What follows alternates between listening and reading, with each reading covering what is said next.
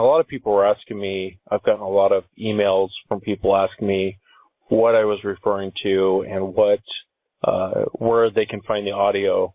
And I sent you both, Woody and Will, I sent you guys a copy of the audio. So I thought I'd play it on the show and get your guys' feedback on it. Since I just kind of mentioned it last week, I didn't really get a chance to play it in between my tangents. That's a good idea. Let's roll with it. All right. So I'll play this is Sasquatch, Ontario. Man, where's my Muppet music when I need it? But I'll play this for you guys. Tell me what you guys think of this.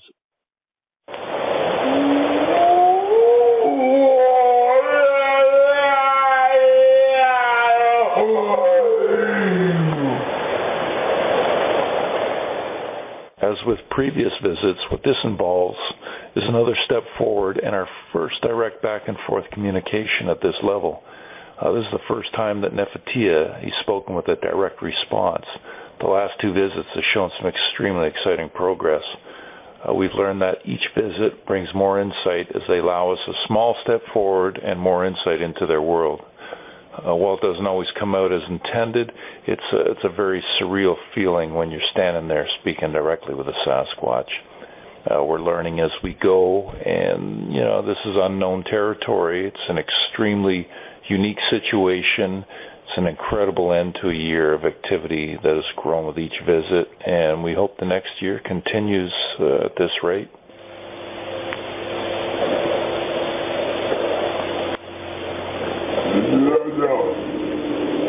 Hello, my friend.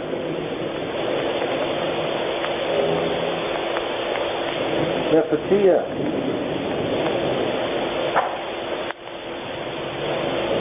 How you doing, buddy?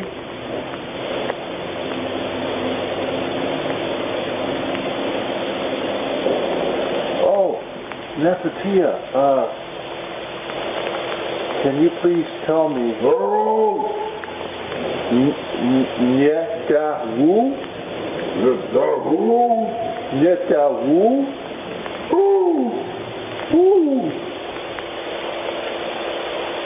Netahu?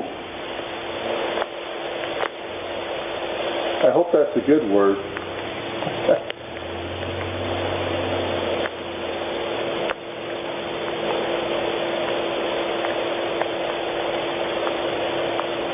Thank you, my friend.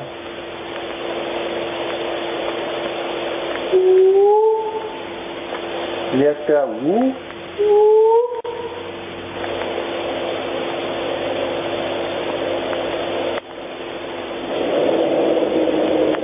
Nefertia,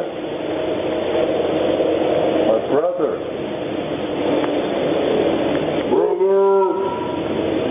Thank you.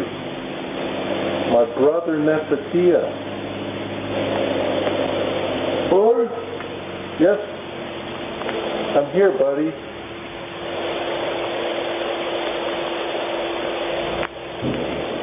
Thank you, my friend.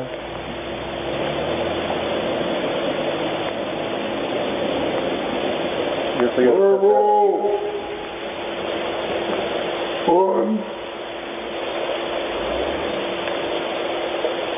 Marble. 1, 2, 3. Woo!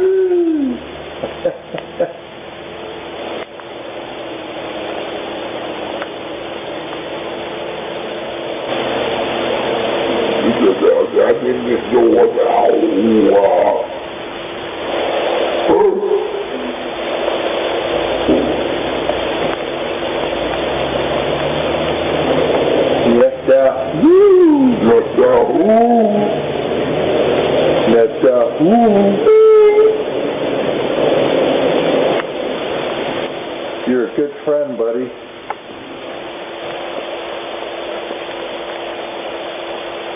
Buddy. You're my buddy. You're my forest friend. My brother. Thank you, Nefertia. Yetahu.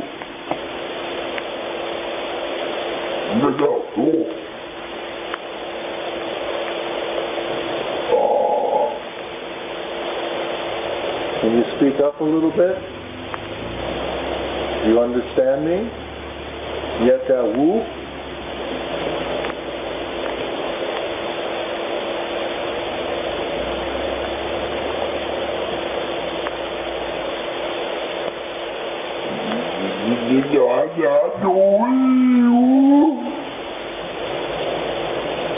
Thank you.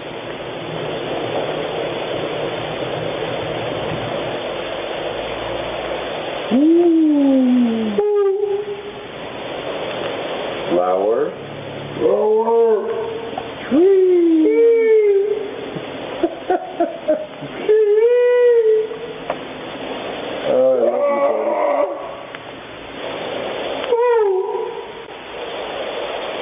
Let's go.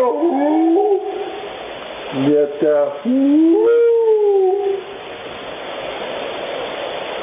flower.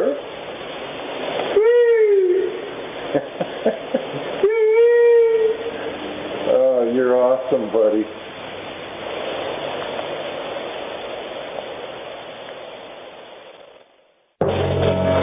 Ladies and gentlemen, it's the Muppet Show!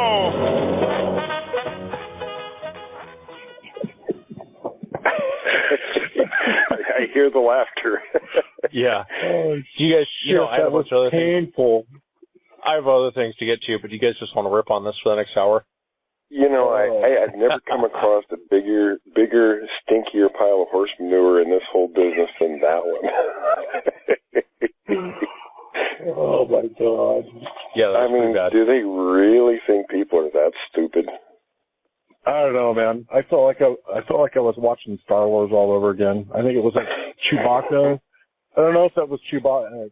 I don't know, Chewbacca or maybe Jabba the Hutt from Star Wars. I don't know. That was absolutely ridiculous. And it's obviously a person's voice. It almost sounded like the same guy doing like a voiceover with. It almost sounded like the same voice for both of them. Oh, it could be. That's what it sounded like. I don't know. I thought about going out in the woods, and I could play the part of Sasquatch Ontario, and Woody could play the part of the Bigfoot, and Woody could get hammered, and then we could we could do a reenactment, just like Finding Bigfoot, do a reenactment of this. We had a term for talk like that. We called it beer gibberish. Yeah, that's what it sounds like. Are they really buying that? I mean, are they buying this thing? Have you guys heard of any feedback as far is this supposed to be a joke or what? I wondered that myself. I mean, how many people buy into something like that? I don't know if there's any way to find out. And there's those kind of people are the ones, when the subject is kept on the fringe, that's the person that's doing it, or that's one of the people that are doing this stuff. Those people ought to be ashamed of themselves. Now, I don't even know where to begin with that. Yeah, they all got leprechaun powers. Yeah, leprechaun powers. Yeah, it goes beyond just this guy. I've heard him in interviews talking, and the one thing that really burns me is the last interview I heard him talk on. He said that he's putting this audio out to bring awareness to the Sasquatch. And they're asking him why he never gets one on video, and he says, well, it's impossible to get them on video. But he's putting this audio out so that people don't. He's tired of hearing of people wanting to shoot him. But if you can't get them on video, then why are you worried about someone shooting them? Is my question. And that's not. Yeah, everybody's been so against shooting one for years anyway. It's almost, a death sentence, so to speak, publicly if you go out and say that you're going to do that. So I don't know of anybody that has any plans to go out and do that. Yeah, I don't know. I don't know what to think about that. No, I was just going to say, it's too convenient to say, well, I can't get one on video, but look, I've got these sounds. Okay. Well, like John Green said last week, you can speculate about sounds, but unless you've got a film of one making those sounds, you can't say that's what's doing it. So he's really put himself out on a limb. I mean, and of course you can go on forever and ever and ever doing that. It's like the people who claim habituation. Well, we have these, this group of creatures, we're friendly with them, we talk to them, on and on and on, but we can't provide any proof. Really? I just don't buy it. Yeah, it's a tough one to swallow. This guy puts out a lot of videos. He sure claims a lot, but the proof that he provides... I didn't mean to interrupt you, but it's been killing me. You know, he says that he can't get one on video, but it sounds like he's sitting in Sasquatch's lap while he's having a conversation with one. I don't understand that. And maybe he is, yeah. But we won't go there. Yeah. Yeah, it's a hard one to swallow. I think if we had a Sasquatch Chronicle hoax of the year, you know, maybe get this guy like a free psych evaluation on us, it would go to this guy. I would say retire, but he's already... What ticks me off about guys like that is I've spent, more than 4 decades out hunting for these things and really busted my butt and spent a lot of time, a lot of equipment. I couldn't even begin to tell you how many thousands of miles I've covered. And some fool like this comes out and pretty much makes all of that nearly a waste of my time because he makes the subject look idiotic. That's got to burn your ass a little bit, Will. Guys like that do. They burn me up. I'm a pretty laid back guy most of the time, but somebody like that, I like to pretty much shove my foot up their ass because they make all the work that I've done look foolish. Because that's what the media focuses on, and I think the media ought to be chastised, the ones that pay attention to that crap, because it's garbage. And the people who are on the fence, whether they're not sure if they exist or not, they hear stuff like this, and they're like, this is a joke. Yeah, exactly. When there's so much really great information out there, collected for so long, and it only takes one piece of garbage like that to, throw a cloak over the whole subject when nobody wants to pay any attention to it. Yeah, that's what I was saying. He had one that they were like burping the alphabet, and I was just like, really? And then he put this one out, and he claims there's orbs. These orbs show up every time Bigfoot shows up. Someone already shot that down and said they're not orbs.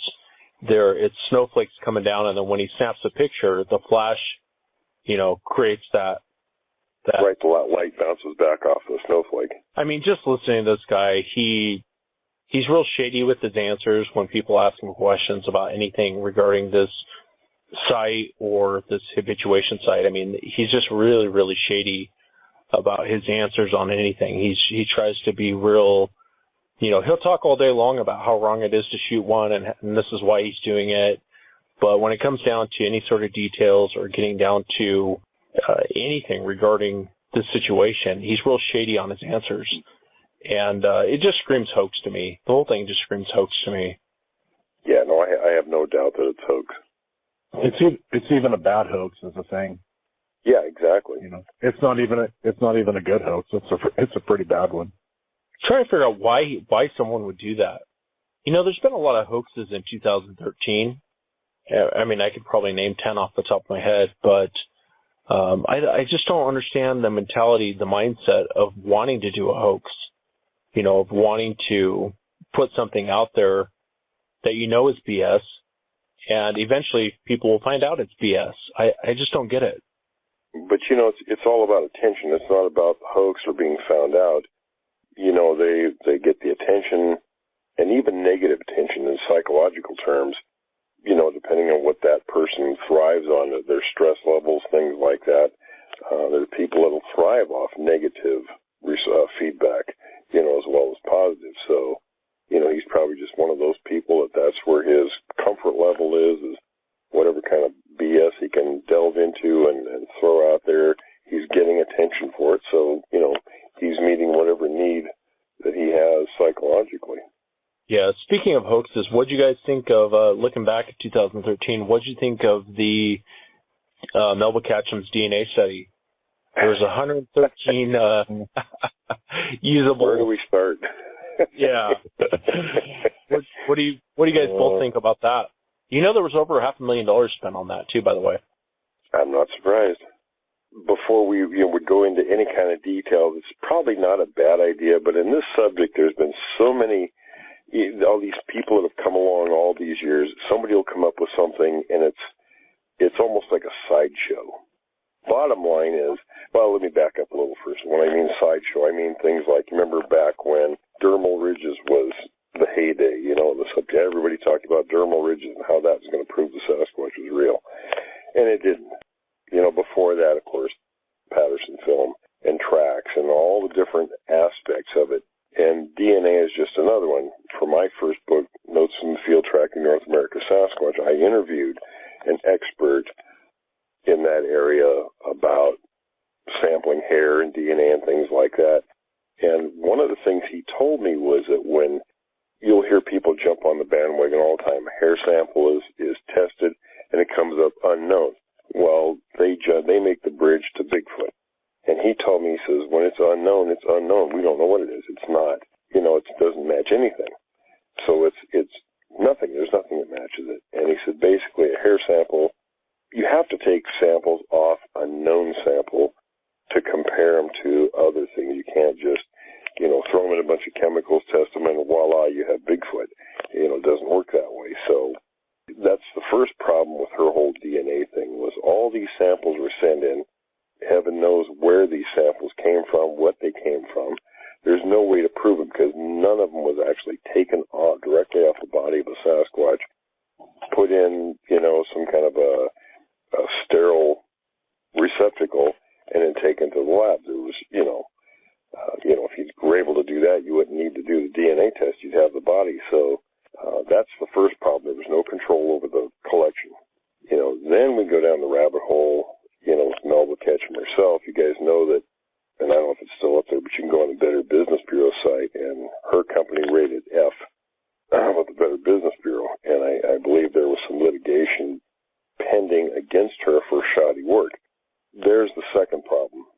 Third problem is she claims she has a habituation site on one of her properties, and I don't recall if it's in Texas or Virginia, one of those places.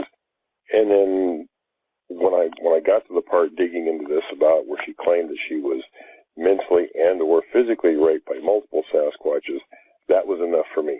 I knew she was Looney Tunes as hell, and that was never going anyplace. And of course, it didn't even go to peer review. And what people don't understand when you talk about, all she was trying to do is write a scientific paper, which really doesn't mean squat in the world of science.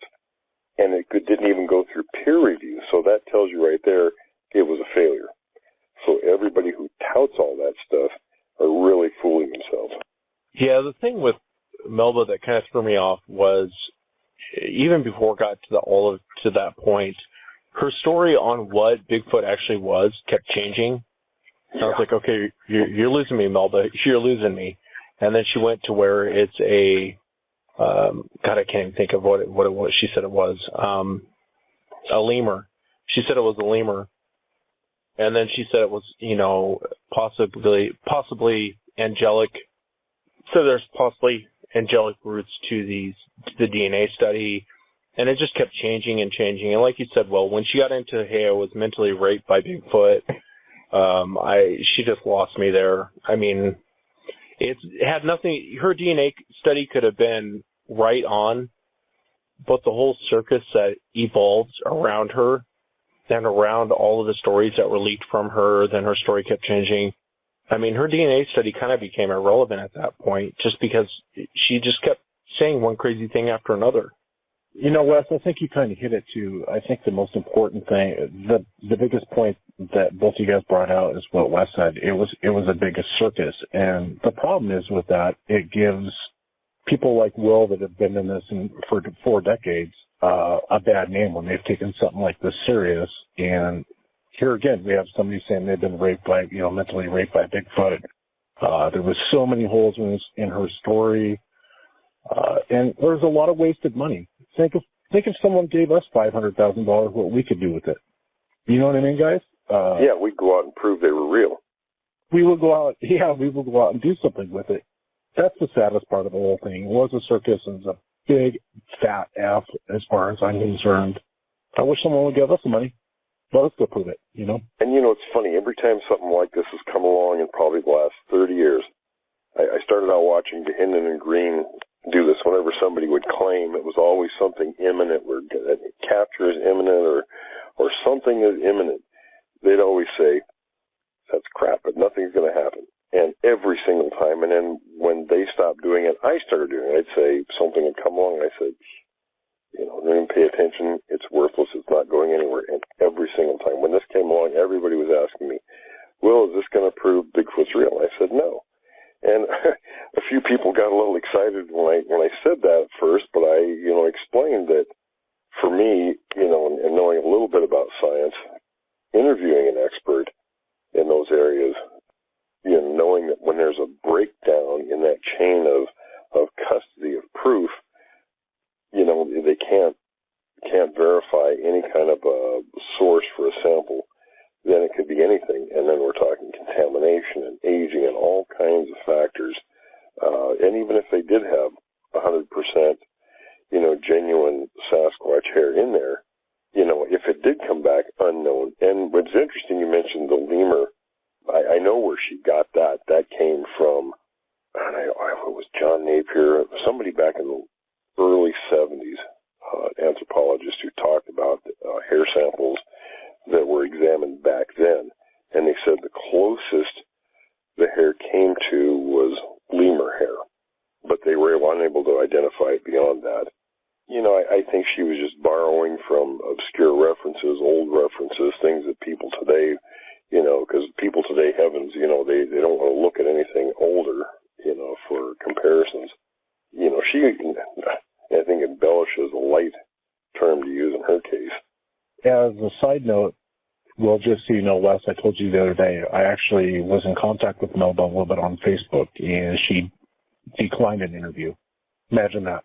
I offered my services to help her last year, and at first she was okay with that. She was, and then I never heard another word out of her or her team. So I knew I felt that they wouldn't want me involved in it because I would have blown it apart very quickly. That's the problem with some of these hoaxers is they sure don't want to get somebody involved that knows what they're talking about because, their little house of cards gets knocked down pretty fast. I would agree with that. And the other thing with 2013 is, and I don't want to even give him that much airtime, but Rick Dyer, I hope in 2015 when he comes out and says, hey, I shot another Bigfoot, I hope people look back at 2008, 2013, and see what this guy's doing. I mean, this guy's made his living off of doing this, and I know the Bigfoot community kind of has a short-term memory, but I hope they stop and look. I think the community itself's getting better with hoaxes. It seems like, I know with the last couple that have come out, it seems like the community calls them out pretty quick on it, and that's something new that I haven't seen before in the short amount of time I've been involved. I think people are getting fed up with all the BS. It's even like, the groups that are out there. I mean, we talk about television shows and things like that. They put the lightweights out there doing things. I think if, like when you mentioned about us, either somebody giving us money or putting us on television or doing something serious with the subject, I think they'd find out where the heavyweights were right away. And that's what people want. I think that's one reason our show is very popular is because, we don't sugarcoat things. We hit these subjects right on the head, call them for what they are. And people, in my experience, that's what they want. They don't want to be, they're a little turned off if they're hoodwinked. If you tell people the truth, that resonates with people. And if you know what you're talking about, and some of these guys, like, I don't know Dyer myself, but some of the things I've heard about him are not real good. And I know a few people that have told me they'd like to punch him in the mouth, but yeah, he's one. Now he was involved in the Georgia hoax, wasn't he, with the Bigfoot suit in the freezer? Yeah, with Tom Hardy. Yeah. So he's a candidate for the Hoaxer of the Year award too. I will say though, I think part of it is too that people are becoming more apt to say what their thoughts are. I don't think the whole Rick Dyer thing is going to happen again or anything like it without someone coming out and saying, "Hey, you're full of baloney." It's more acceptable today. It seems like for Bigfoot is a real thing. It is a real creature, and I think it's more acceptable to come out and speak your mind and give your opinion on that. So I don't think this whole crap that's like this Rick Dyer thing will happen again or anything like it. Well, I'm sure it will, but there's more people out there today that have a better opinion of saying you're full of crap. Yeah, and I applaud those people. Everybody should come out. If they think something is crap, they should come out and say it. In the old days, when the old-timers were in charge of all this stuff, Dehinden Green, the rest of them, none of these kooks would come out and say anything without fear of one of those guys or multiple, Green, Dehinden, all of them, pouncing on them. I've been in Renee's presence many times when he would, I'd tell him something I heard, and he would pick up the phone immediately and call that person and just tear them to pieces. Green was a little more political, but he'd do the same thing. So, it used to be they would call these people on crap, and for many years that stuff didn't happen. But when those men, got to be old and sort of dropped out of the picture, all these new people come along, and I knew when they were gone, this stuff would be rampant. So it's refreshing to see, some of the people now speaking out and calling them on this stuff. Yeah, it is, and we need more of it. Did you see that? I was going to send it to you, Will. I haven't got a chance to send it to you or Woody, but this recent flooding in Alberta, Canada, exposed a kind of a rotting carcass. And this, really? This paleontologist, Wally Johnson, he did a preliminary site examination of this carcass that was exposed due to this flooding, and he says it's Gigantopithecus. Interesting. Well, yeah, I'll throw it up on Facebook. See what happens with that. Yeah, I'm kind of curious if anything comes of that, in 2014. He's coming out saying that this is Gigantopithecus, that, all the cryptic guys are saying it's Bigfoot, but he's coming out saying, no, it's ancient, it's Gigantopithecus. Who knows what it could be, but I thought it was kind of interesting. Due to the flooding, it washed his body out, and now they're examining it. Yeah, what's interesting, too, is if it is a Gigantopithecus, those were a Southeast Asia giant hominid, so there hadn't been any proof before that they were on this continent, so that would be a very interesting, the Sasquatch could be, related to the Gigantopithecus, so it's very interesting if that creature is one. Can't wait to find out what it is. No, I was just going to say, if that does prove out to be a Gigantopithecus, it just helps bring a little more credibility to our subject. Yeah, it does. It does bring a lot of credibility. I wonder why this isn't making front page news anywhere. But yeah, that's weird, isn't it? I mean, that ought to be. There might be a reason. Yeah, you would think that would be big news. Did they say that? Ian West, you showed me the article, but I didn't get a chance to follow through it. What was the reason for thinking it was a Gigantopithecus? What made them make that decision? It was a paleontologist that was on the site, kind of reviewing the site and doing the preliminary excavation on it and examining the body and really going through trying to figure out what this thing was. And he's the one that came to the conclusion that this is Gigantopithecus. It's one sitting in the Canadian Rockies. That should be huge. I mean, there's only been 4 jaws found and a few dozen teeth in Southeast Asia. So for something like that to be in Canada is incredible news. Yeah, that's what I thought. But I threw the link up on Facebook if people want to review it. I came across an article too. One of the stories I found fascinating for 2013 was this guy. I don't know if you guys heard about it. This guy out in Nevada had a trailer, and he wanted to live off grid in his trailer, a place to go to where he can kind of get away from everything. And those trailers they put on backs of trucks. They're I forget what they're called, but it's an actual trailer. It sits in the bed. It's a huge mobile trailer that you can actually sit in. Yeah. He had one of those sitting out in the middle of this plot of land that he bought in the middle of nowhere. And he came back, had it all set up, came back 2 days later, and the whole trailer had been tipped over on its top. Good Lord. And he couldn't figure out what the heck was going on. So it took four guys to actually put it back upright. And they put it back upright, and he was examining the area. He saw footprints that day, but, he didn't really think about Bigfoot. He's not a Bigfoot believer. and it came back a week later and it was tipped upside down again on its top. He couldn't figure out why someone would come and actually tip his trailer upside down, because it's literally in the middle of nowhere. And he ended up setting up cameras, and so I'm kind of curious to see if he catches something or someone tipping it upside down. But it made me think of one of my most favorite encounters. I wanted to play one of them for you guys. This happened off of Ape Island, and it's a guy sitting in his trailer, and a Sasquatch starts tipping his trailer in the middle of the night. Take a listen to this. Tell me what you guys think of this. I thought it was a myth, or I had no belief in any of that at all. That night made me a believer. For outdoorsman Ted's story, myth became reality after a violent encounter one night while sleeping in his motor home in the middle of Vancouver Island.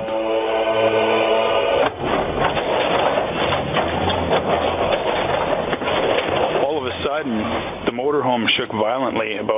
It listed 30 degrees or so. I would anticipate that the tires just about came off the ground. Startled, Ted realized something very large was rocking the motorhome, and it was standing right outside the window. I could see the spectrum of this creature, and it was standing on two legs for sure, and it had two upper limbs, and it was extremely hairy, matted hair. Ted jumped to his feet and ran outside without thinking. The smell in the air was a very stenchy, strong, almost dead fish, but musky. It was very, very prominent.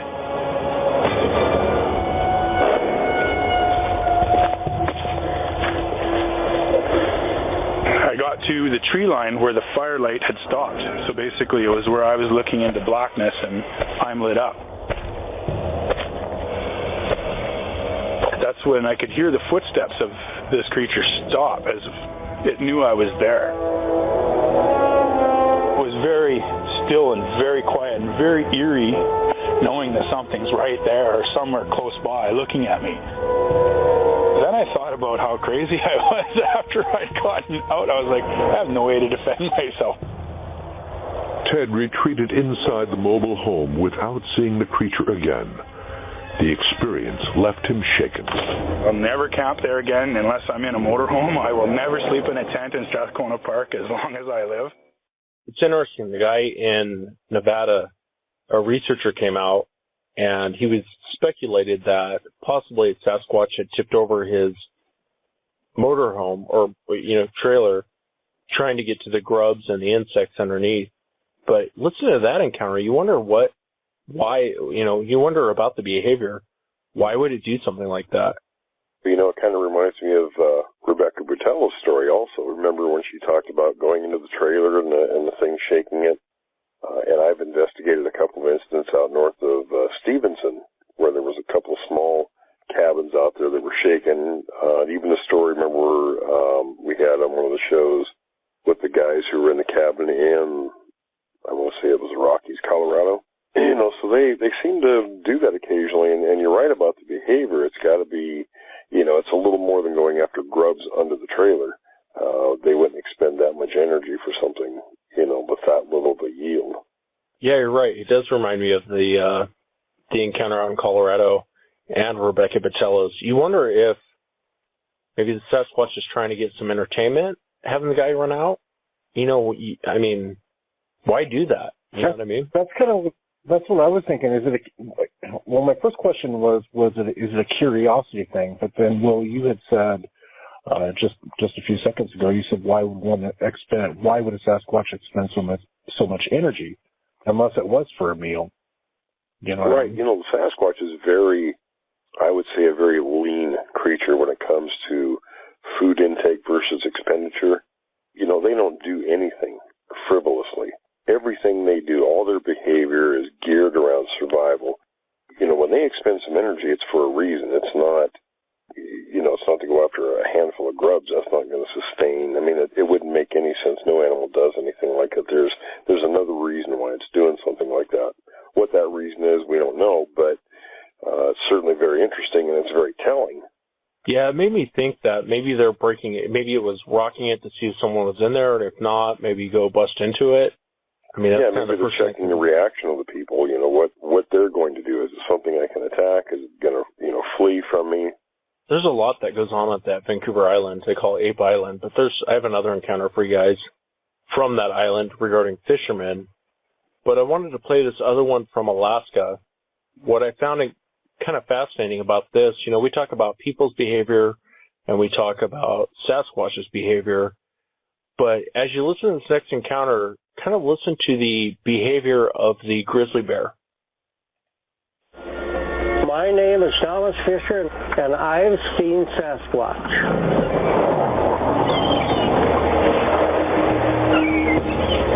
I live in Ketchikan, Alaska, and I fish salmon for a living.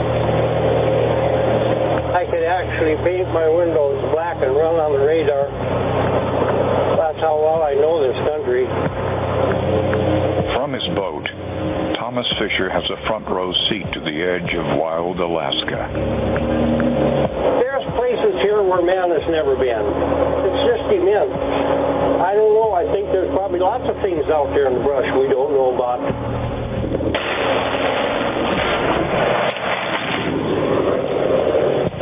Yakobi Cove, southeast Alaska.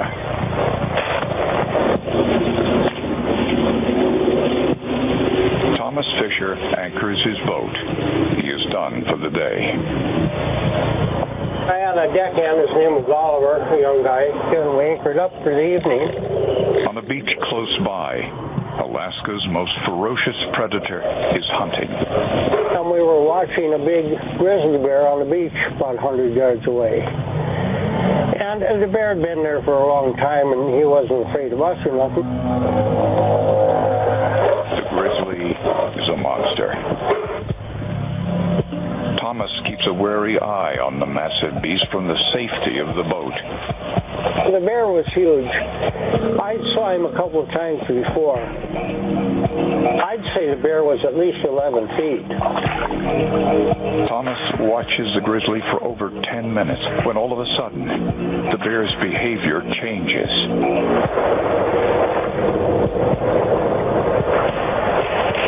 The bear freezes, seeming to sense danger. And then, one of the world's most feared predators does something rarely seen.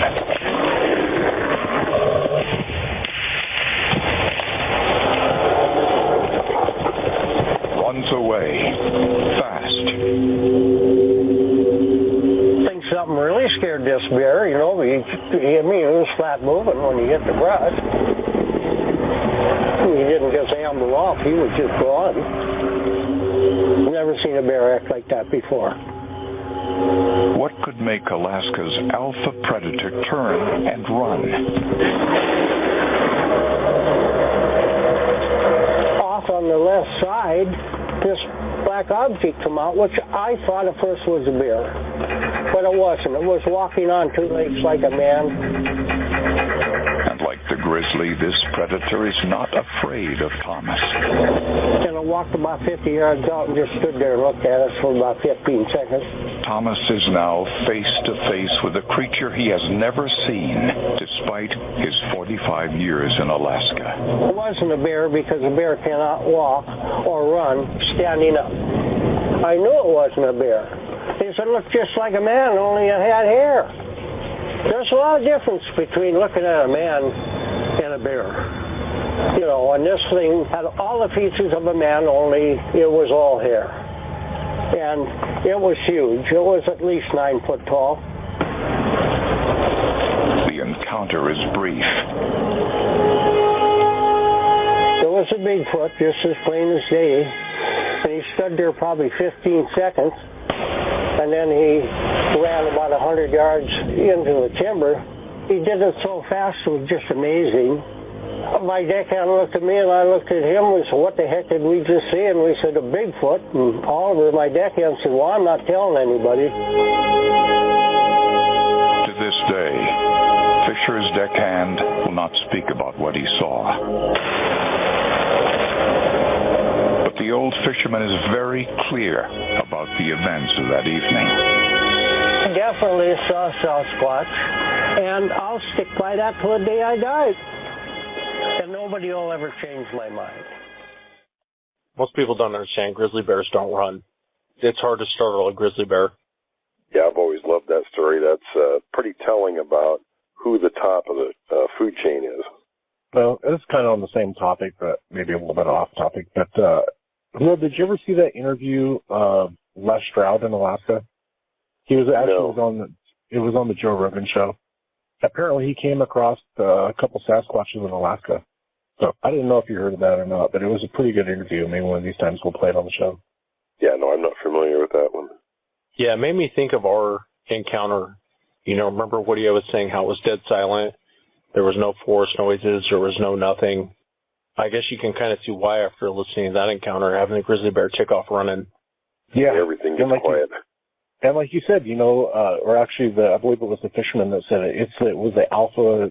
He's like the alpha omega of Alaska, so he really shouldn't be, you know, scared of anything. But apparently there's always someone bigger and badder than you are. And you know, it's interesting, bear behavior. I am pretty familiar with bear. You know, hunted and been around bears for many years. One of the areas that I do my field work in, there's a lot of bear in there, big black bear in there, you know, 400 plus pounders. Every other place I've ever been to, and I find a lot of the Bigfoot droppings and other markings and things. Bear in that area during the summer months when these things are in there feeding are scared to death. They see something that looks remotely like a man. And we almost hit one night. Driving back to our camp, the thing was paralleling the SUV we were driving in, and it ran right directly out in front of us. We came with inches of running the thing over, and we couldn't figure out what in the world scared that bear to the point. Now, it was running parallel. There was a road that went parallel next to the one we were on, and then it joined the road. So the bear it was already at a dead run as it came up by us. It was just, you know, kind of a mouth opener that makes you think, wow, what scared that bear into almost being, you know, run over by a car? Yeah, that's the first thing I thought of, too, when I heard that guy's encounter. And there's another one from Alaska I didn't get a chance to load up and queue up for the show. I thought about loading up that Les Stroud one that you're talking about, Woody, but I didn't get a chance to. That's a pretty good one. Yeah, I thought it was a pretty good one. For those out there that don't know who Les Stroud is, he's the survivor man. He goes out in the woods, apparently, or not woods, different parts of the world, different countries, and survives with nothing but pretty much usually a knife and himself and some cameras, and somehow always makes it home. So for somebody with this caliber that has seen different parts of the world, been in the middle of nowhere, to actually be scared for his life, which has probably seen many grizzly bears, but one of the biggest things that ever scared him the most was a Sasquatch encounter. So it's a pretty good interview. If you get a chance, Will, you should check it out. Yeah, I will. That sounds interesting. And I know James, a listener, sent us that email with the question about, you know, if a lot of the pot growers out there come across Sasquatch. And I think it's a good question. I mean, I bet a lot of those guys do have stories, but I highly doubt they'll come out and say, you know, they had an encounter based on what they wouldn't want a bunch of Bigfoot hunters roaming around their pot fields. Yeah, yeah. I'm willing to bet a lot of those guys haven't had encounters, though. You know, I would think so. Yeah, I mean, if they're in pretty remote areas, we should try and get one for the show. I used to, it'd be nice if somebody, if they could call in and be anonymous. And that's something I always tell witnesses, if they want their names and locations and everything to be anonymous, I always guarantee people that, so. Even if you're a drug lord, you can come on the show nameless. It would be an interesting angle, I mean, yeah, we could, sure, we'll, how good it'd be for business. Of course, wouldn't hurt them if they're not, nobody knows who they are. But then the question is, if they're using their own product, did they really see something, or is that a product of this, right? A product of their product? Credibility. credibility. Exactly. Right. Yeah. Not in your own stock, we might buy it, but yeah, cause and effect. That's what we call it. Yeah. No, the last encounter I want to play for you guys is, it made me think. The last one is from Ape Island, and it's a fisherman talking about their encounters on seeing one. And it made me think, this might be a good way to kind of look for Bigfoot from a boat pulling into some of these inlands at night. You might come across, if you think it's an area to where they would be, it might be a good way to actually get them on film. Well, Bob Titmus had his sighting that way. Oh, did he? He did, yeah, and it was Vancouver Island. I don't remember exactly the details, but he was up there, saw the Sasquatch, I want to say knee or thigh deep in the water. It saw him, walked out of the water, he cast the tracks, and then his boat sank. So he lost the tracks, but that's exactly how he saw one. Yeah, I know Woody's getting up in age, and he's kind of getting out of shape, so this might be a good way for us to go out and look for Bigfoot. Mm-hmm. I'll take you any day, brother. Well, listen to this last one, guys. Tell me what you guys think of this one. The crew of this fishing boat was traveling along the isolated eastern coast of the island. A few of us decided to go to Village Island and, fish for crab and prawns and that.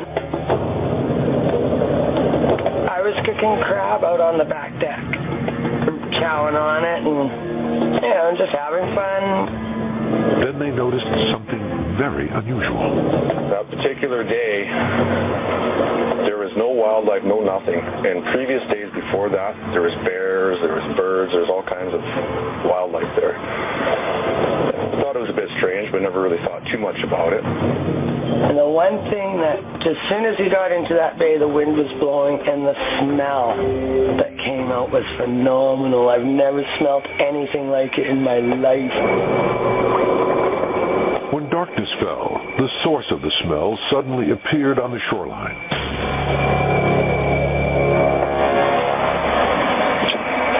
Me and Tom went up on top of the bridge of the seine boat. We flicked on the spotlight, and we caught it as it came out of the bush, right on the point. It was crouched down, and it was hiding from the spotlight. And these big, long, elongated red eyes, The body was human-like. There's no denying that. It was probably 9 or 10 feet tall. And weight, I don't know, probably 400 pounds. They watched the massive creature for almost an hour from the safety of their boat. It was kind of an eerie feeling. I'm an avid hunter. I've seen bear, I've seen cougar. I know for sure it was not a bear. One of the fishermen had his gun nearby, but he was not tempted to take a shot. The native legends say that if you ever did harm one of them or shot one of them or whatever, that within 7 years you would die. But it never even crossed my mind. There's no way. Once I realized what it was, I would never even consider that.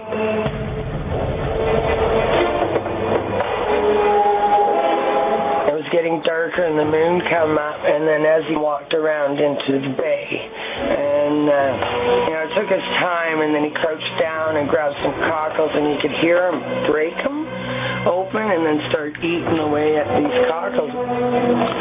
Suddenly, the creature disappeared from view. It took him 3 strides to do like 30 yards. It's just bam, bam, gone into the bushes. Wow, I can't even walk that fast. Well, that's interesting. Again, people from a boat seeing one like that. I'd be a little concerned since they're such good swimmers. Yeah. You know what? Yeah, I thought about that too. One thing I thought was kind of cool, Wes, is if you guys remember the interview with Brenda Harris, she had brought up the point, if you shoot a Sasquatch within 7 years, you die. And I think that's isn't that an old Native American thing or something? Or is that something that they believe? It depends on what Indians you're talking about.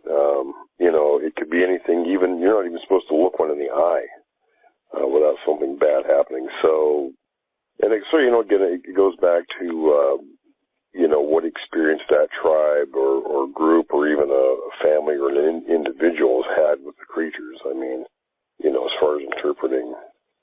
But yeah, that is one, and I can't remember which tribe that's from, but that is one of the sayings. And then I also enjoyed how they explained how fast it moved. Within, I think, what you say, within 30 yards, within 3 steps, it moved approximately 30 yards. And for anybody that's actually seen a Bigfoot, I don't know, that's probably pretty close to what, of course, the one that we saw jump across the road was probably a total of 30 feet, and it did it in 1 step. But for anybody that's seen a Bigfoot, that's, they do move like that. They're very quick. Very quick. Yeah, you're never going to outrun one.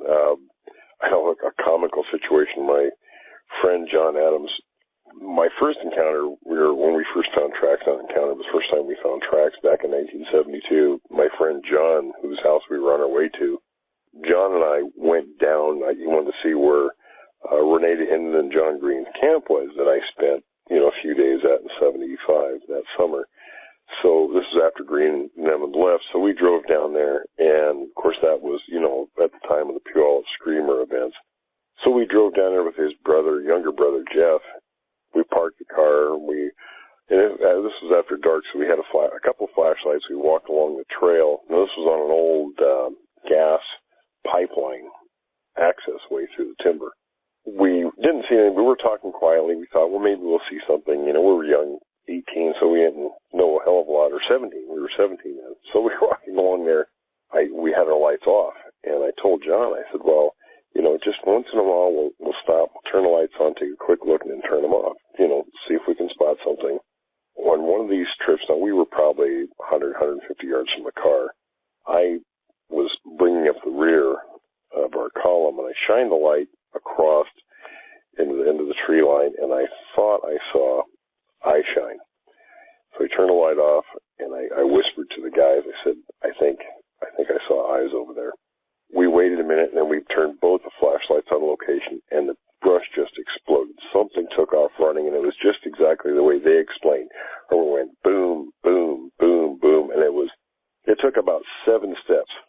You could hear crashing through the brush in these loud steps, and it ran probably, 100, 150 feet or so. I mean, it was a long way.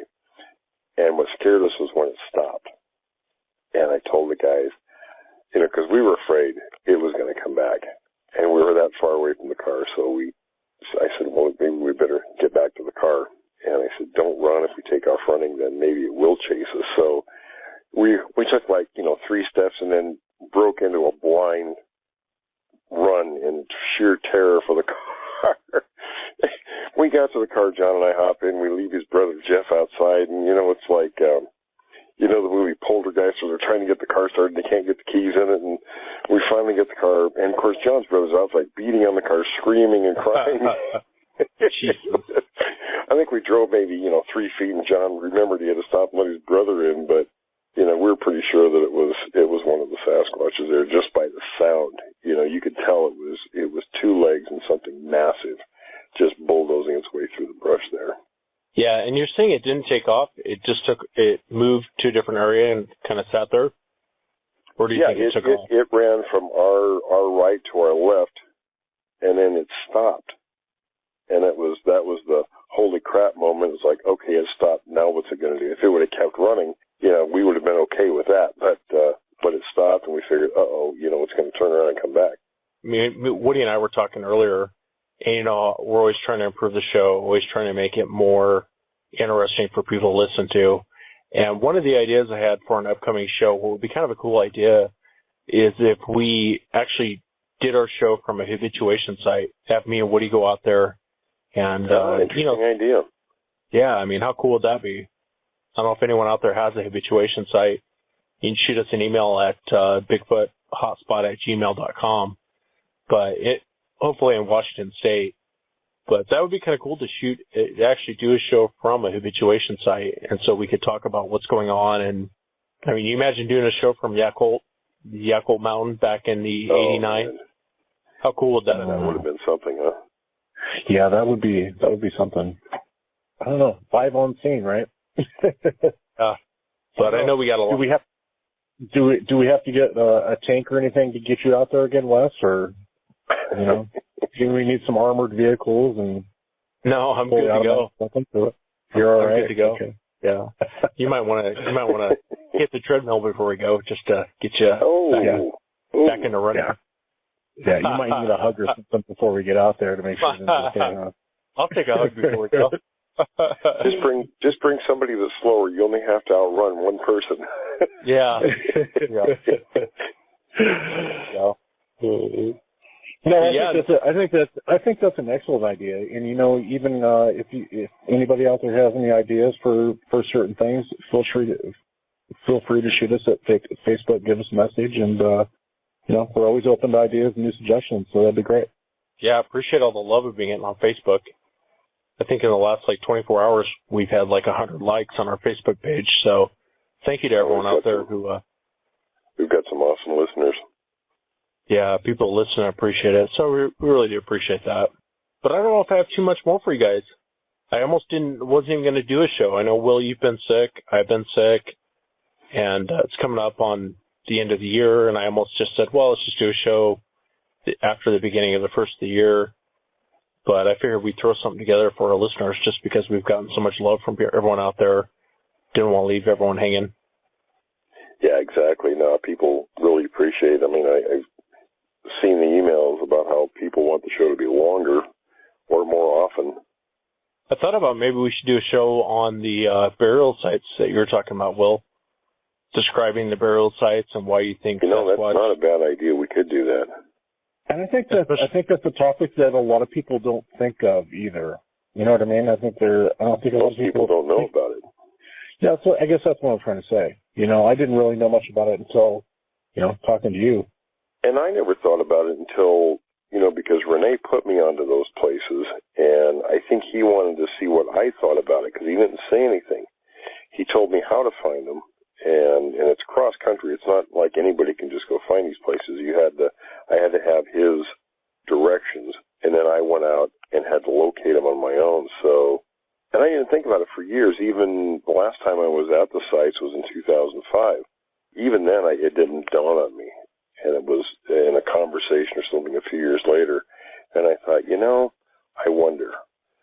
And then I started thinking about it, and it made more sense. So, of course, it's still not a guarantee until we dig a couple of them up, but Yeah, I think on our next show we should discuss Sasquatch burial sites. And if anyone out there has had an encounter where they have a habituation site that I think it'd be really awesome to shoot a show from their place.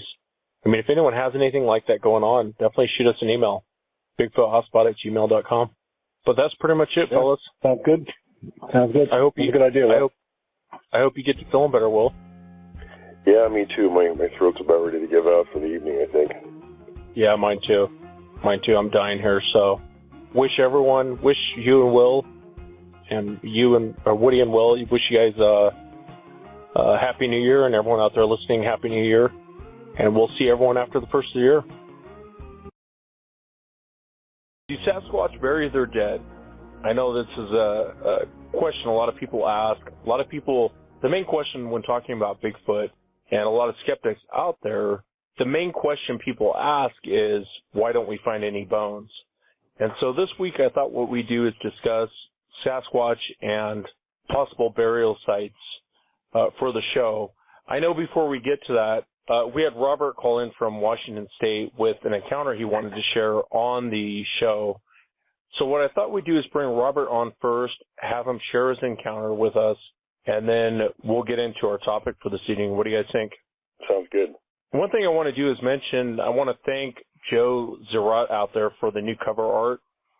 A lot of people, if they notice on iTunes and on our Facebook, they'll see the new cover art. So I really want to thank Joe for sending that out to us.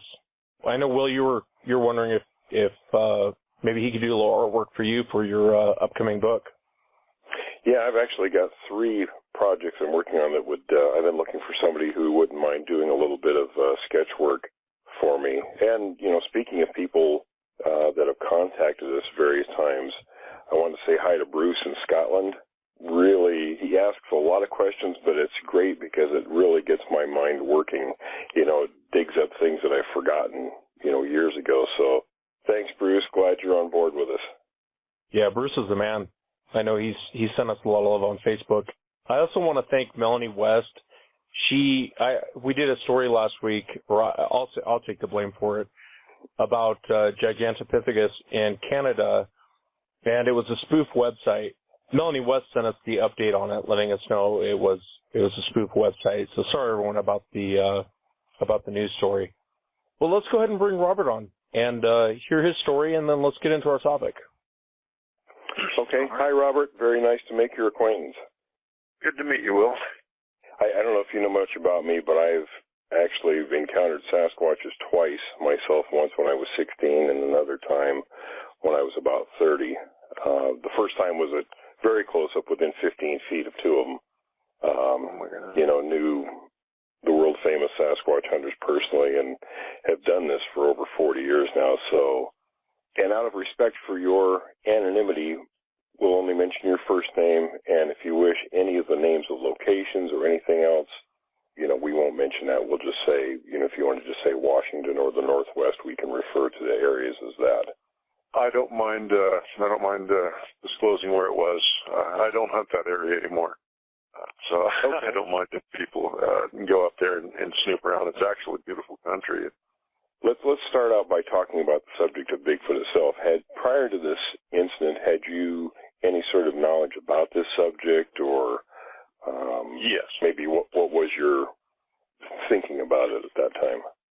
Well, at the time, I wasn't sure if it was actually true or not. I guess I tended to believe it was possible, and I know my dad showed me an article and in the paper. I think it was back in 1974, and we were at Fort Lewis at that time. On the front of the paper was a picture of the Patterson-Gilman video. That's my first introduction to it. I didn't know if Dad was pulling my leg, trying to scare me or whatever. I had no idea at the time what it was. And so as years went on, I guess I read a couple of books on it. Still not totally convinced, but it was interesting, to say the least. And leading up to this, your incident, what were you doing at that time? I was hunting, and there was a group of us bow hunting deer over in eastern Washington on the other side of Chinook Pass.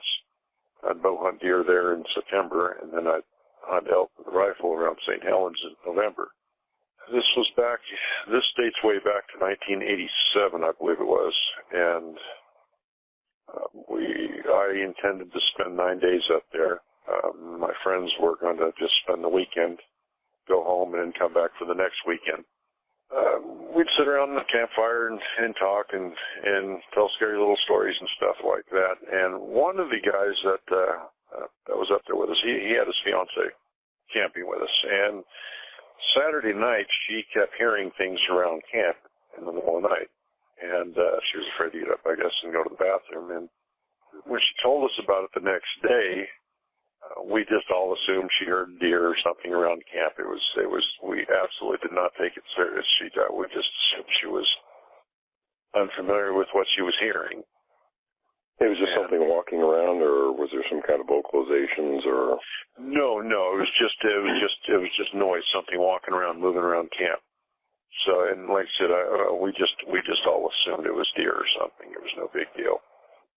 The next day, everybody left that afternoon, and so I was up there by myself. There was a horse camp that was, I don't know if I told Wes or not, but there was a horse camp that was camped a couple 100 yards up towards the end of this road, and that's pretty much where the road dead ends and turns into, it's over to the William O. Douglas Wilderness area. They had packed up and left too. I was completely alone up there. There was no other camps. And back then, bow hunting wasn't quite as popular as it is today either. I'm not spooked. There's nothing there to intimidate me, basically, and I go about my business and hunt that evening. Get back to camp after dark. I make my dinner, relax, settle in for the night. I get in my sleeping bag and and I think I was reading a map or something, and by the time I turned my lantern off, it didn't take long. Let me kind of just give you a description of, I was camped in a hairpin turn, just before the last hairpin turn on the 1500 road. Just a few hundred yards up from there, it dead ends. And like I said, it borders the wilderness area. I was camped right in the hairpin. And as I turned my lantern off, I laid down, and all of a sudden I heard something walk across the road, and it was on 2 feet, and it was loud.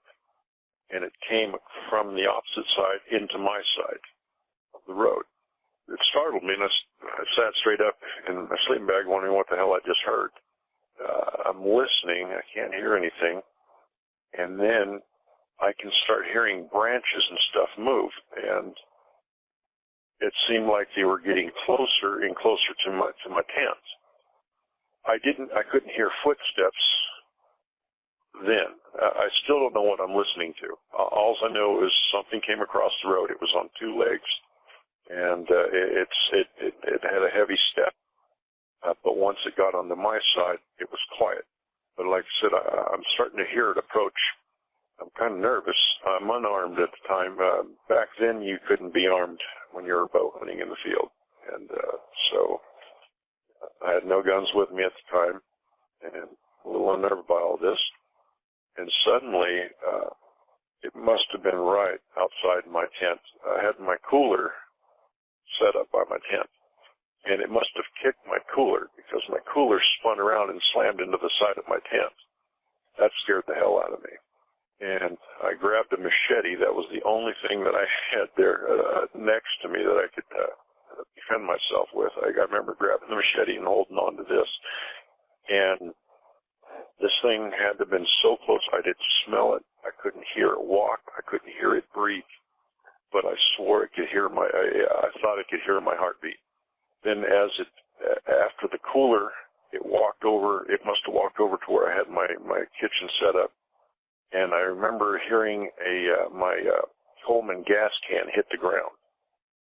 And it wasn't a pop from expansion. I know I don't know if you ever dealt with them. As the sun goes up and down, the temperature change, they'll pop sometimes. This wasn't a pop. It hit the ground. And then it walked over towards my car, which is about 10 yards away from the tent. And once again, I did hear it go through the brush, or there was another tree over by the car.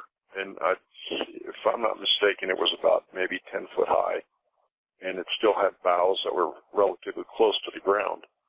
It sounded like it was moving up against it, almost like, and this probably sounds ridiculous, but it almost sounded like it was using it for possible cover, or I don't know, but I could hear the branches move. And it may have touched the car, but I don't even know how long all this lasted. It must have, its curiosity was I think, I thought was done with me. And it walked back across the road and went down into a gully about 100 yards below me. This whole time, I don't know what I'm hearing. I'm trying to make sense of what I'm listening to. All I know is this thing was on 2 legs. I don't understand what could have snuck through my camp like that, picked up the gas can and dropped it. Like I said, I never heard any sound once it was in camp. I never smelt anything. I didn't hear it breathe. But now I'm listening to this thing about 100 yards below me in a gully, and it starts tearing a log apart or a stump. To my relief, I started convincing myself that that's a bear. Mm-hmm. It's got to be a bear. He's tearing a stump apart. So, okay, you're getting all worked up over nothing. It's just a bear. Relax. And I did try to relax, and a little upset thinking about this stuff. You guys got me all scared. So after a little while, the noise stops. It stops tearing the tree apart. I hear nothing, but then suddenly it's coming back up the hill, and it's coming up on 2 feet, and that is no doubt. And I thought, I don't know what the hell is going on, but I've had enough. And I turned the lantern on real quick. It had an electric switch. Turned the lantern on. I slid my boots on. I didn't even lace them. And I got out of the tent. I ran for the car. got into the car, and in my mind I thought that by the time I've done all this and got into my car, it had to be right there at the road or right next to camp again. And I remember not wanting to see whatever it was, and I slammed my mirror, broke my rear view mirror off, basically. The lantern is still lit between me and the steering wheel. I basically did a 12-mile race down the mountain on the Sloggin Road, back down to Highway 410.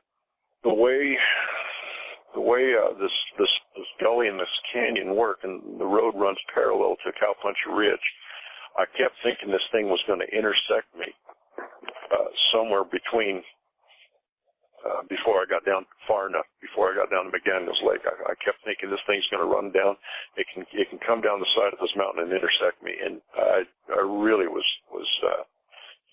afraid. And but keep in mind, I had this lantern in between me and the steering wheel, and I'm racing down the mountain like the Dukes of Hazzard. And I didn't even shut this lantern off until I got down to Highway 410. Kind of collected myself, shut the lantern off, and thought about this. And then I drove home. I lived in Tacoma, and I remember making it back to Tacoma in an hour and a half. Got in kind of late that night, talked to my girlfriend at the time, and of course she was skeptical. I wasn't sure what I was talking about, and didn't really want to believe what I was saying. But I grabbed a little sleep. The next morning I got up early. I grabbed a 12 gauge and my .06, and I went back up to camp. Before you go into going back, Woody, doesn't it remind you of our encounter when you hear footsteps and a million things go through your mind and you think, okay, is this a bear? Okay, it's not a bear. Is this a deer? Okay, it's not a deer. Is this a person? Okay, that doesn't make sense either. Doesn't it kind of remind you a little bit of our encounter of hearing the footsteps and realizing, I mean, a million things go through your mind and you think, Jesus, what is this thing? Right. Yeah, no, it does. It totally reminds me of so many emotions going through your head, and you don't know quite what's out there, but how should you react? And I think that's the biggest thing is you don't know exactly what to do because you don't know exactly what you're hearing. So, yeah, no, yeah, you're doing great, Robert. This is a great interview. I'm really involved in it. 27 years later, and I'm sitting here, I'm still nervous about it. I really am. Well, it's like you were talking about. I mean, I wasn't quick to think, well, this is a Bigfoot. That's not what I was thinking when I was listening to all this. I'm actually trying to figure out what the hell this really truly is, besides a Bigfoot. You know what I mean? Let's find a rational explanation for what's going on out here. And like I said, I was but maybe I'm hearing it wrong. Maybe it's something that I'm missing. Right. When you're listening. And that's why when it started tearing the tree apart down in the gully, I thought, okay, now it's a bear, and right. I'm just confused about what's going on around camp. But that is definitely a bear. But like I said, when it clipped the tree, it came back up once again. Now it was coming up. It was coming at a fast pace up the hill, and it was on two legs, and there was no ifs, ands, or buts about that. And like I said, it was more than I could stand. I wasn't going to wait for round two. I didn't know what it was going to do, and I didn't know what it was. And I thought for sure, hunters don't do this. You don't play games with other hunters, and I know I wouldn't screw with another man's camp. I think it's a dangerous and stupid thing to do. And so, I mean, I actually considered that it was that it could be a hoax, but. But I used to hunt those areas too. I'm from Puyallup. And people just didn't do that. They didn't do that in that area. And especially you're right. You don't mess with another man's camp. Right. You get yourself shot. And, you identify yourself and very clearly come into somebody's camp, right. Because everybody's armed. Like I'm still nervous about this. It's something that never goes away. No, you never get over it. It took me years to be able to like I said, it was 2 or 3 years before I could actually hunt the prime time again, be out in the woods as the sun came up, and wait till after dark before I actually was out of the woods again. That took a long time for me to do. I was scared to death of the dark out there. If I could not see, I didn't want to be out there. Now, when you went back up to the camp the next day, what did you find? Absolutely nothing. Nothing was disturbed. And I could see the cooler slammed into the tent. I could see the gas can laying on its side. But other than that, I couldn't see anything. Nothing was missing. Oh, man. And, yeah, nothing was missing. There was a smudge on the car, and it looked like it possibly might be a hand. But I don't know. I can't be certain about that. But other than that, in the daylight, everything seemed normal. I couldn't find any tracks because the ground's kind of hard up there in pine needles, and it's dry over there. And so tracks are going to be difficult. I tried to calm myself. I went hunting, and this was what, Sunday? No. Hell, I don't even know what day it is anymore. It's Monday now. And I went ahead and went hunting. I stayed near camp. I didn't go far, but I was out of the timber before dark. I was back in camp watching the sun go down. I got a little nervous about it, but I tried to maintain my composure and tried to figure out, okay, now tonight I'm armed, I'm all right. We're going to figure out what's going on. I don't want something to ruin my hunting, like I was telling Wes. I mean, I love to hunt. I want to make sure that I fully understand what's going on. I don't want something crazy to ruin my hunting. So anyways, I convinced myself that it was possibly a prank, and did my routine, ate, I went back to bed, lantern on for a little bit, and then I heard when you come up the 1500 road, you got Bethel Ridge on one side of you, got Cowpuncher Ridge on my side. Mm-hmm. Any vehicles that are coming, you can hear them echo for miles. For miles, right. I know that area. Yeah. And so as I'm laying there, I start hearing this car. I'm thinking, all right, okay, it is a prank. You watch. These guys are going to come in here after dark like they're doing now. They're going to shut the car down, and then the game's going to begin. So that's what I was expecting. And, well, the car ended up being my brother, my girlfriend's brother-in-law. And he was in camp with us initially Saturday and Sunday. He'd left Sunday. He had talked to Angela, and she told him what happened, and he had to come see for himself. And so he came into camp. I explained everything to him. And by now, I'm so exhausted. I'm tired. I haven't slept, and you know, the stress. And so I'm trying to get some sleep.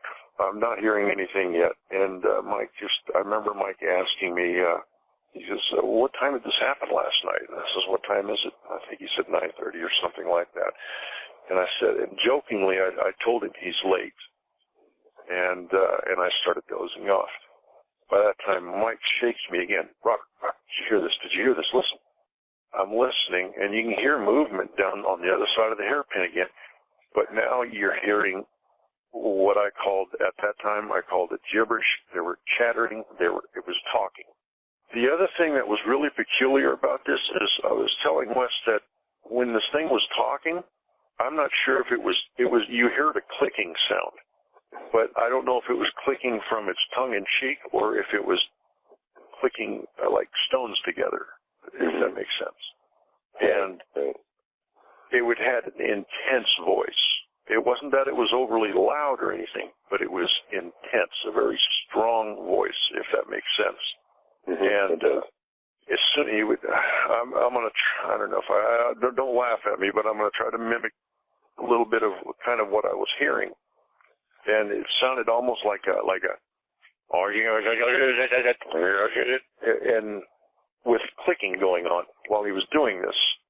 I thought it was like, another way I described it was like somebody speaking Russian backwards, if that made sense too.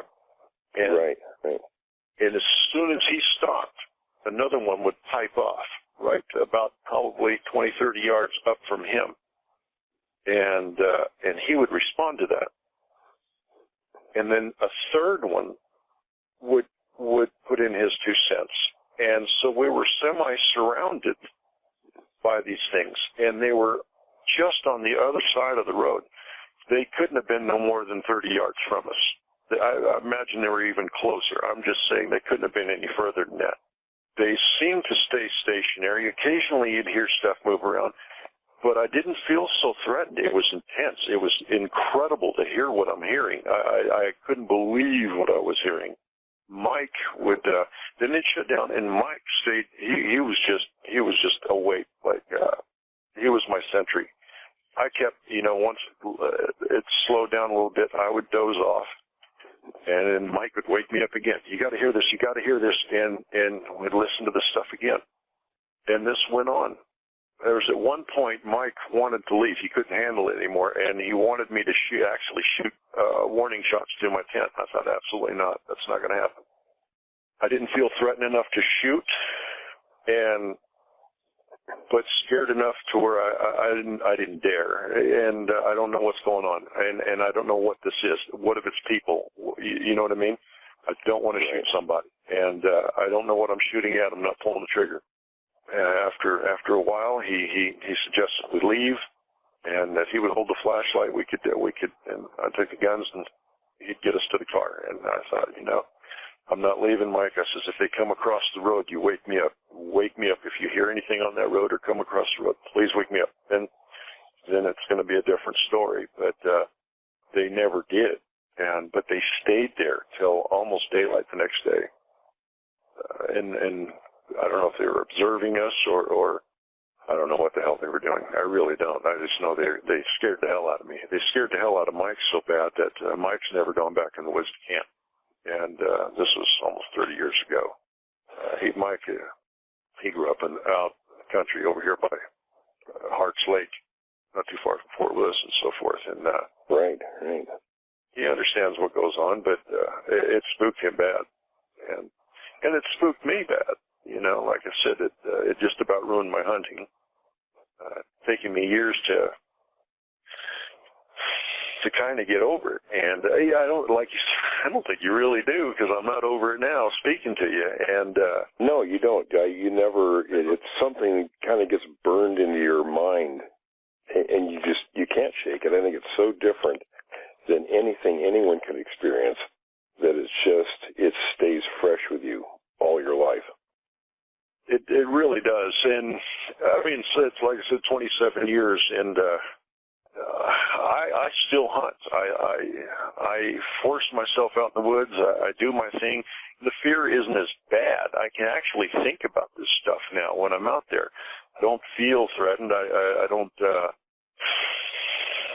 know. That's because I haven't seen the chattering noises you mentioned about. And I don't know if you're familiar with the Ashford area by Mount Rainier. Yep.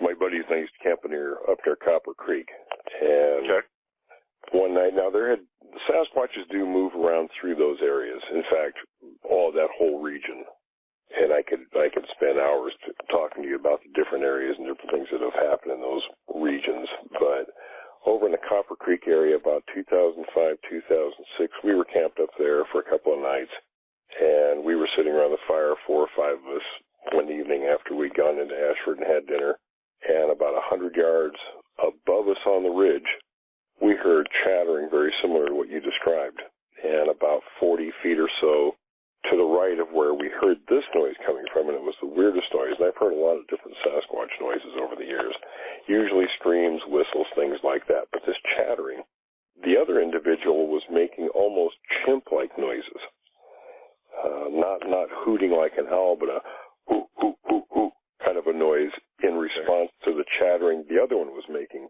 And they did the same thing. They stayed up there. One was moving back and forth. We could hear it as it moved back and forth, making its utterances. And the other one stayed pretty stationary. But they stayed up there for hours. And I guess they were just watching us sit around the fire until anything we could figure. And I've also experienced being surrounded in a camp out on the Squally River near Roy back in 1976, where they stayed until just before daylight. In fact, we were teenagers at the time, the group of us, and we couldn't get any more firewood, so we were exhausted and finally leaned up next to a big log and went to sleep, and I guess they got bored with us and left. Those experiences are, I think you're lucky, if you come out of it unscathed, because, these guys can be violent sometimes, and But in your case, you know, in ours too, I think they were just checking you out, seeing what was going on. Up on that 1500 road, I've talked to a number of people that have had experiences in that area over the years, so there has definitely been some experiences up there. You're talking to three guys that have witnessed Bigfoot firsthand. And we've heard, with Wes and I's encounter, we've heard growling, breathing. We've seen them move in front of us. So don't feel like, don't hold back anything. I'm really appreciating your encounter. So don't feel like, don't feel like you're on the spot or anything like that. But I want to let you know we really do appreciate your encounter. But the question is, 27 years later, today, how has this changed your life? Is there anything that you look differently, maybe going hunting or out in the woods type thing? I think I'm a lot more brave than I was a few years ago. I mean, I don't know if it's just because it's maybe it was that one-time thing, and maybe I'm not totally convinced, or I've talked myself out of it. I've done everything because I go through this every year when I'm hunting. Sometimes not when I'm hunting. I'm just sitting around, and the thoughts come back, and you run through this, and you want to make sure that you're not jumping to conclusions. You're not making something up. That I haven't convinced myself that it's something that it's not. I do believe that these things exist, even though I probably had the opportunity to go out and look at one. I wasn't about to get out and see that. It was just not for me. But today I am a lot more brave when I'm out there, and I can walk around in the woods at night. I can do what I have to do. That monkey's on, no pun intended, that monkey's still on my back, though, you know what I mean? I'm aware. I'm a lot more aware, if that makes sense. Yeah, I think all of us that have encountered one, your senses are definitely a little more heightened when you're out in the forest afterwards, because there's a little bit more out there than what you thought there was beforehand. Sure. Like I said, I don't think it ever hurts to pay more attention out in the forest anyway. Well, no, it really doesn't, but when you're younger and your primary goal is to get a deer, get an elk. You're hunting and you're invincible. You have a gun. You're the apex predator. But I don't feel like that anymore.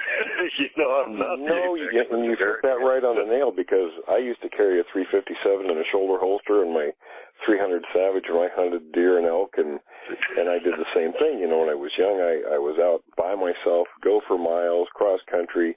I felt like I was invincible until I saw two of these things up close. It really changes your perspective about where you are in the pecking order of nature. I would like to see one. I just want to see it on my terms, and I just want to be absolutely convinced of what I heard, if that makes sense. I just want for my own total satisfaction. And I just want to see these things. But at the same time, once again, what's it going to do to my hunting if the reality of that is absolute fact? There's no disputing it no more. It's 100% factual. These things really, really do exist. I can't deny it anymore. How am I going to feel about hunting after that? And I think it depends on how you choose to approach it. Because I hunt. I know you guys are. I hunt up by Indian Heavens, and I understand you familiar with that area. I worked that area for 12 years, and Wes and Woody are in that area. Okay, and I hunt up there a lot since the 70s. That's elk camp up there, and we had to earn our way into elk camp. And Dad used to drop me off there at Indian Heavens, 10 miles away from camp, and I'd work my way back. Sometimes up on the Ridge Road above what we call the Ridge Road, 3220, I believe it is, up above Skookum Meadows. Right. There's some nice little herds of elk in there. Oh, there's plenty of elk in there, and it's big, big country. And I always thought that all the cross country crud that I do up there, the places I go up there, and the things that I've done, I can't imagine not seeing one if they're there, if that makes sense. And well, you know, they're around that area, but you got to be in the right part of that region at certain times of the year because of the way they move through that region. And I thought about that, like, because right now it should be piling up full of snow, and usually in the winter you get about 5 feet of snow up there, and I don't care how big these things are. I mean, there's no reason for them to be there. It's going to be too hard. There's no food. There's no reason for them to be up there, and you have basically a limited time, like you said, you know, to be up there, and it's once when the conditions are right up there, and you've got millions of huckleberries, you've got wild strawberries. There's plenty of animals up there. I don't see why I couldn't survive up there or go through. But I've never encountered a Bigfoot up there. At least I don't think I have. I did tell Wes about getting dropped off on the Squaw Butte Trail, and just before you start coming down it into Scupa Meadows, it was snowing. It was foggy as hell. You know how it gets up there. It gets dense. Oh yeah. I'm on the trail and something stopped me and caught my eye, and I went back to look in. I'm looking at a figure, but it looked like a figure of somebody standing there, and it had its arm. It looked like its arm was kind of stretched out towards a tree, and it looked like I caught it in mid-stride, and it stopped and froze. And that was my perception of what I saw right there. But I could not make out any detail in the fog, and I wasn't going to go in there any closer and look at it. I put the binoculars on it. I couldn't make out anything. Put the rifle on it, dialed the scope up as far as I could.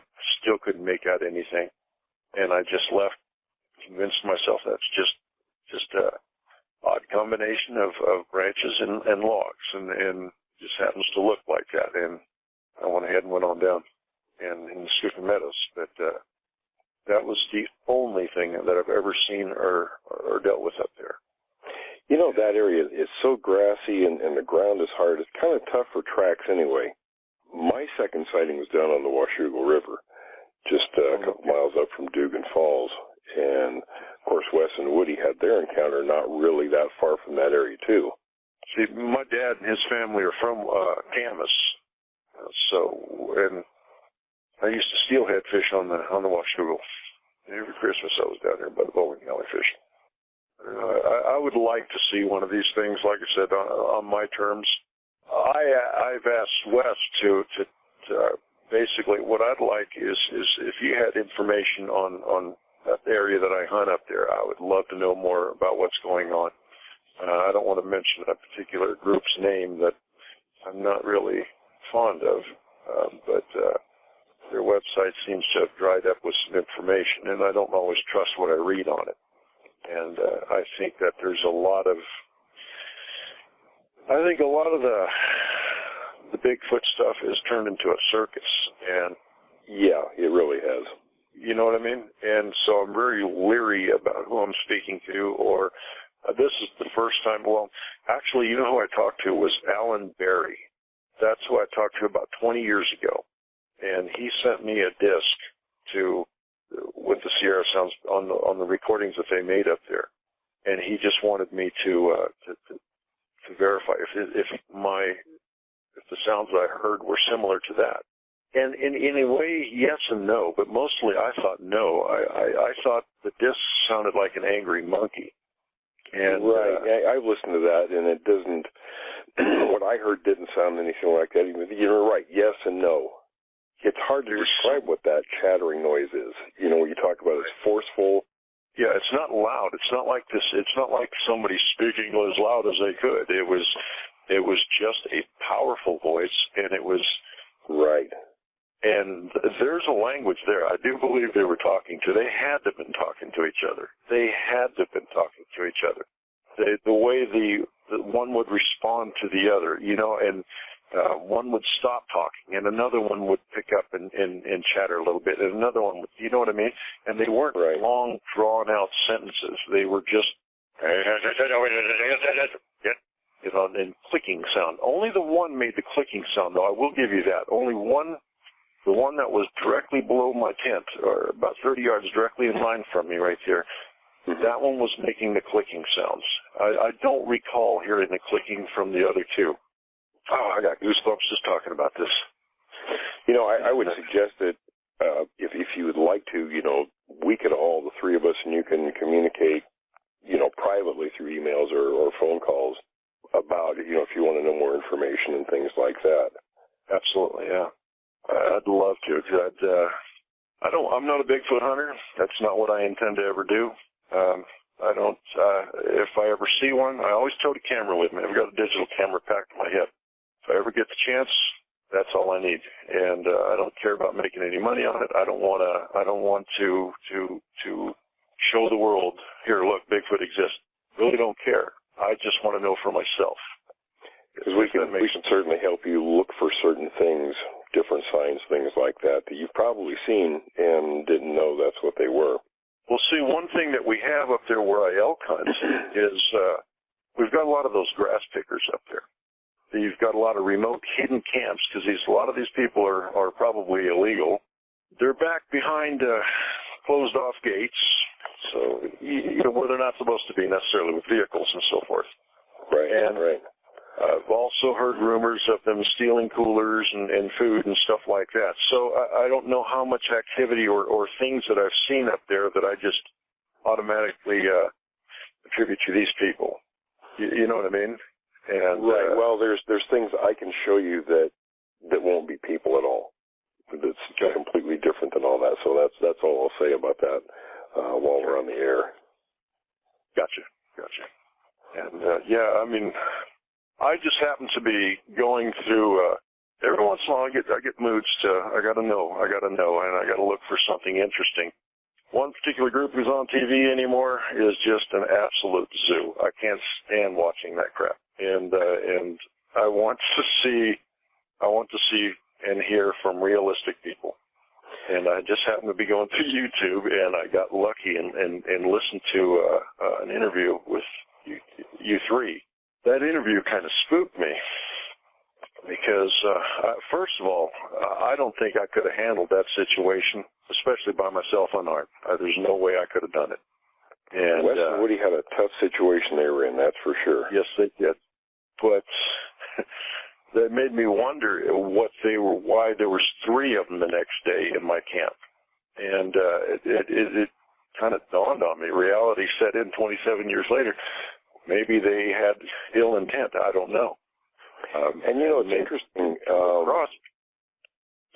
because you were by yourself. And I tell people it's never a good thing to go by yourself. It's, what I mentioned about how I used to have my 357 and my hunting rifle and thinking I was pretty invincible, but I won't go anywhere alone. And in fact, in that southwest Washington area, there was a place, a friend of mine who lives in Longview, used to be part of my field crew, has been searching for this lady who was out on I want to say vision quest. She left out of the campground and vanished, not far from where Wes and Woody had their encounter. And this has been, I want to say, within the last 30 days or so, and no trace. And you can't say directly that they took her, but, it's not the first time it's happened. A lot of the native peoples on the coast here call them cannibals and said that they would eat people. You get a large predator that's opportunistic, an ambush predator, an easy meal is hard to turn down. So, well, especially now, look at the time of year. There's exactly. What the hell are these things eating? I've often asked myself that. What are these things surviving on? They eat a lot of things. They very easily catch deer. They'll eat elk.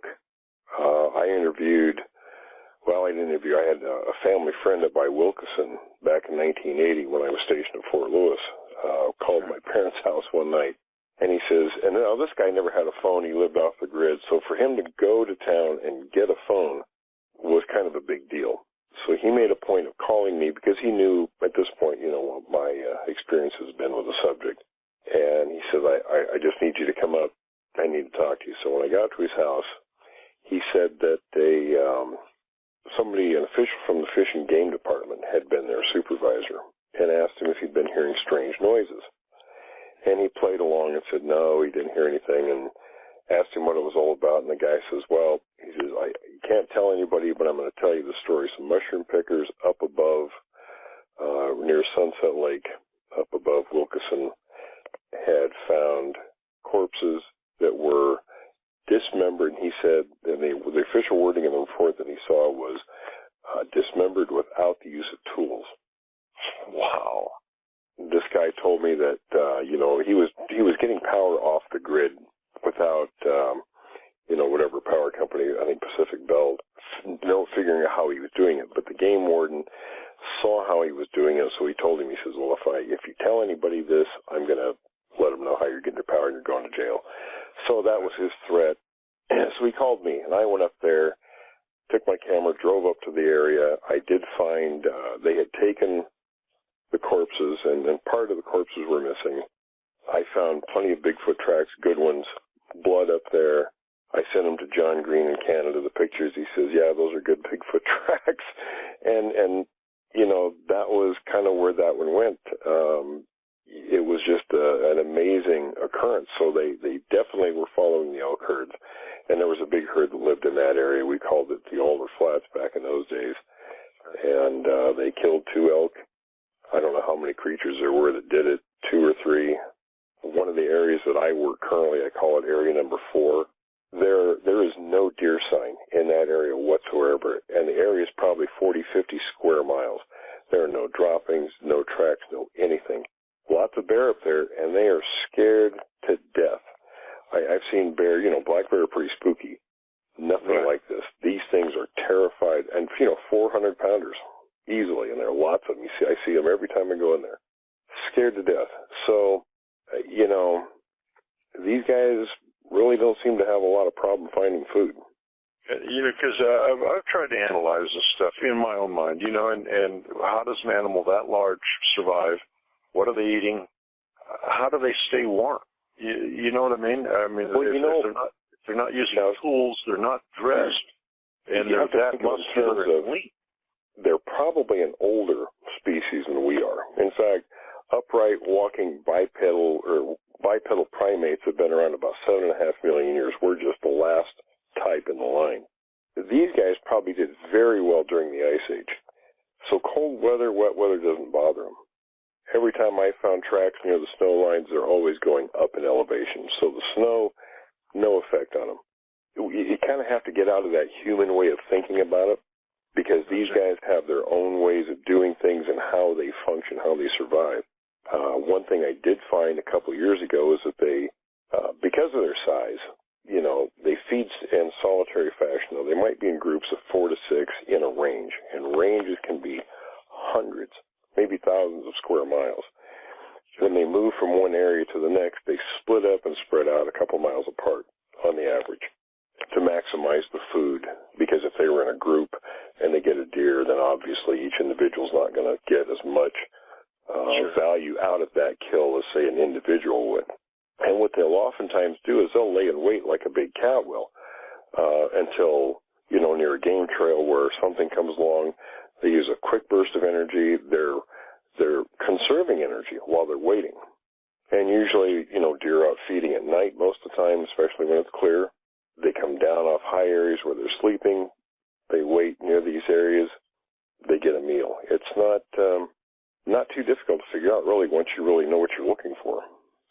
And I think my mind was always based on some of the old literature that I read when I was younger. They make them out to be vegetarians.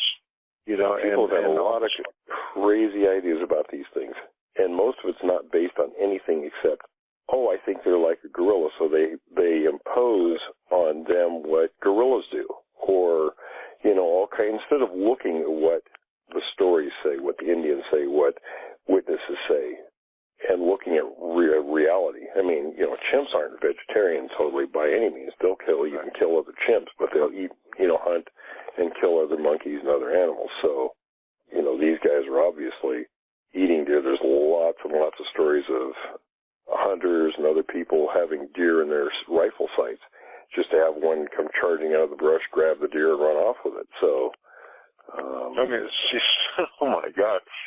I don't know if I want to, if I really want to know too much more. Actually, it's because, like I said, I get back, especially up in that area, that the Suisun area and Lewis River area that I hunt, and where Lone Butte is. Right. That's basically the center of my stomping ground up there, and I'm all over that area, and I'm by myself most of the time. Of course, I have guys at camp and stuff, and but when I take off in the morning, they don't see me until maybe that evening, and oh actually, my God, knowing the movements of the creatures in that area, that particular group that sort of haunts that region, during the time you're hunting up there, they're farther south. I'm glad to hear that. So your timing is good. I'm glad to hear that. And these are the kind of things I'd like to know, though, honestly. When you heard the chatter, I'm kind of jealous that you heard that because that's something I've never heard. But it's kind of one of those things, careful what you ask for. What was going through your mind when you heard that? And it's kind of a two-part question. What was going through your mind when you heard that? And then looking back 27 years later, what do you think their intent was?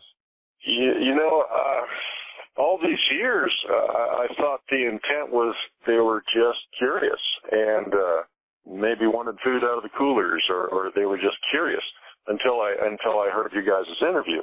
And that changed the way I looked at that. Now I'm wondering that maybe they were kind of sizing me up, thinking I was alone. Because, like I said, the first night when Betsy heard everything, she heard just one critter out there. She didn't know. We thought it was a deer. And the second night when it came into my camp and actually moved around, that was one animal. That was one solitary animal.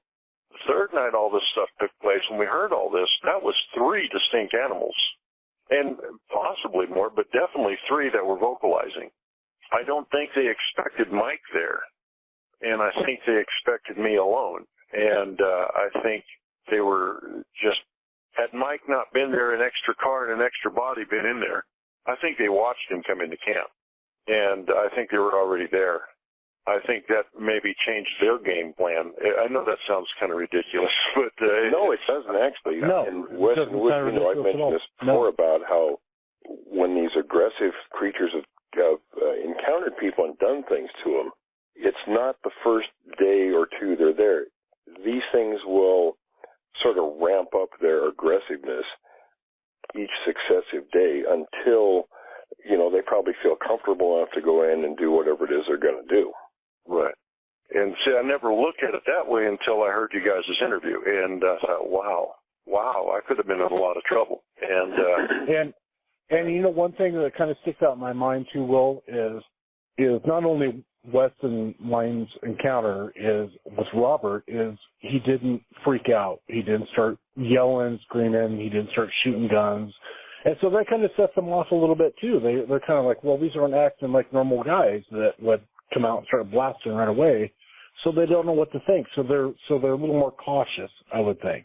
Exactly. It puts them on notice a little bit. Oh, this thing, but the second night when I was there alone and it came into my camp, this thing was literally 3 to 4 feet from my head outside my tent.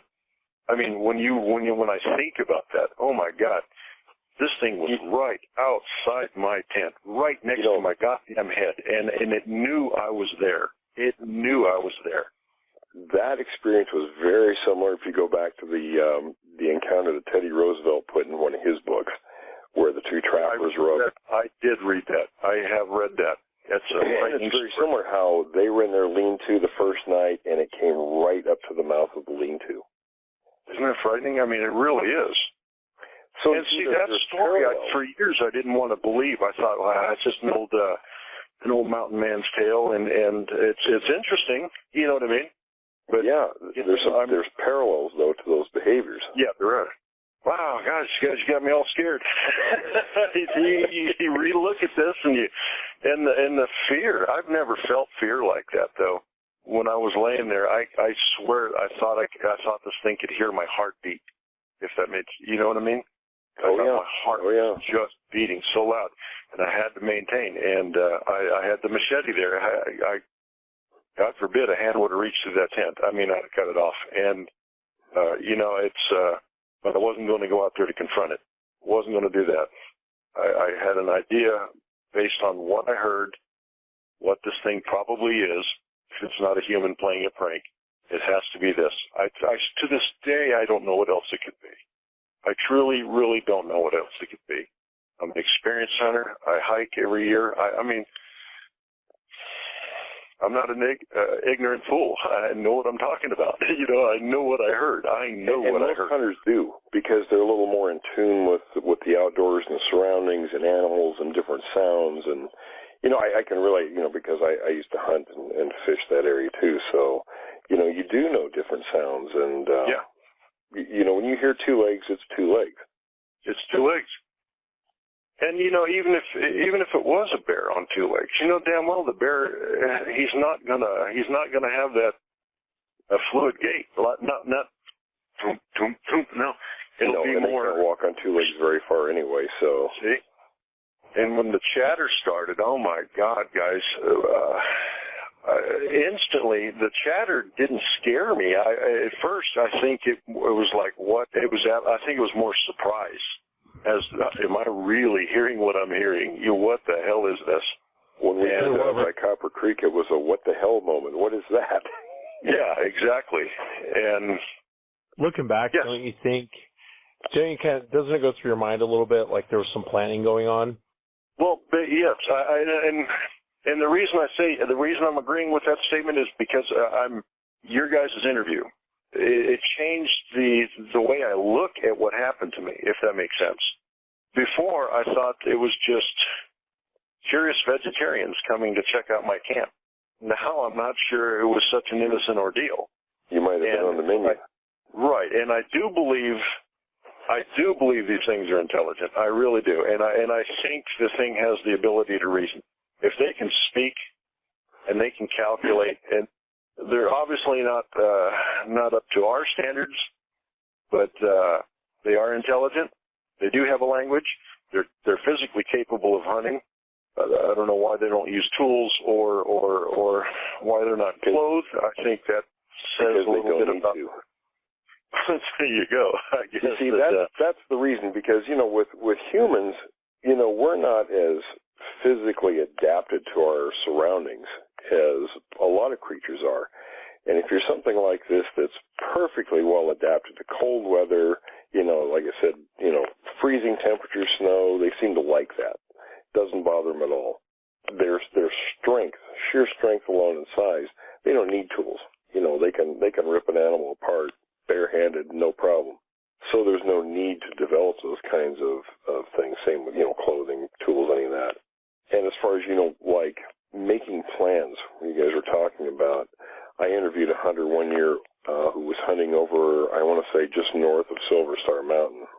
And he was telling me that he was, and I don't remember what road he was on, but he was up deer hunting mid-morning, and he saw one walking down the road a few hundred yards ahead of him. And it kept looking back almost like it was wanting him to follow. So he did follow it. And he followed it for quite a while. And he thought it was odd because it kept turning around looking like, it wanted him to keep following. It would even slow down. And then he happened to catch some movement out of his eye to the left up on this slope just up above the road. And he saw another one hiding behind a log.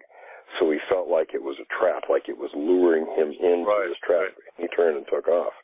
See, now at that point, that's almost time to shoot. And I don't want to be put in a position to where I have to shoot something like that. I really don't.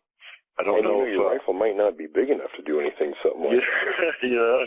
When you're talking about proportions, where a 30-06 bullet might be more like akin to a 22 with something that size. So what kind of a shot do you take?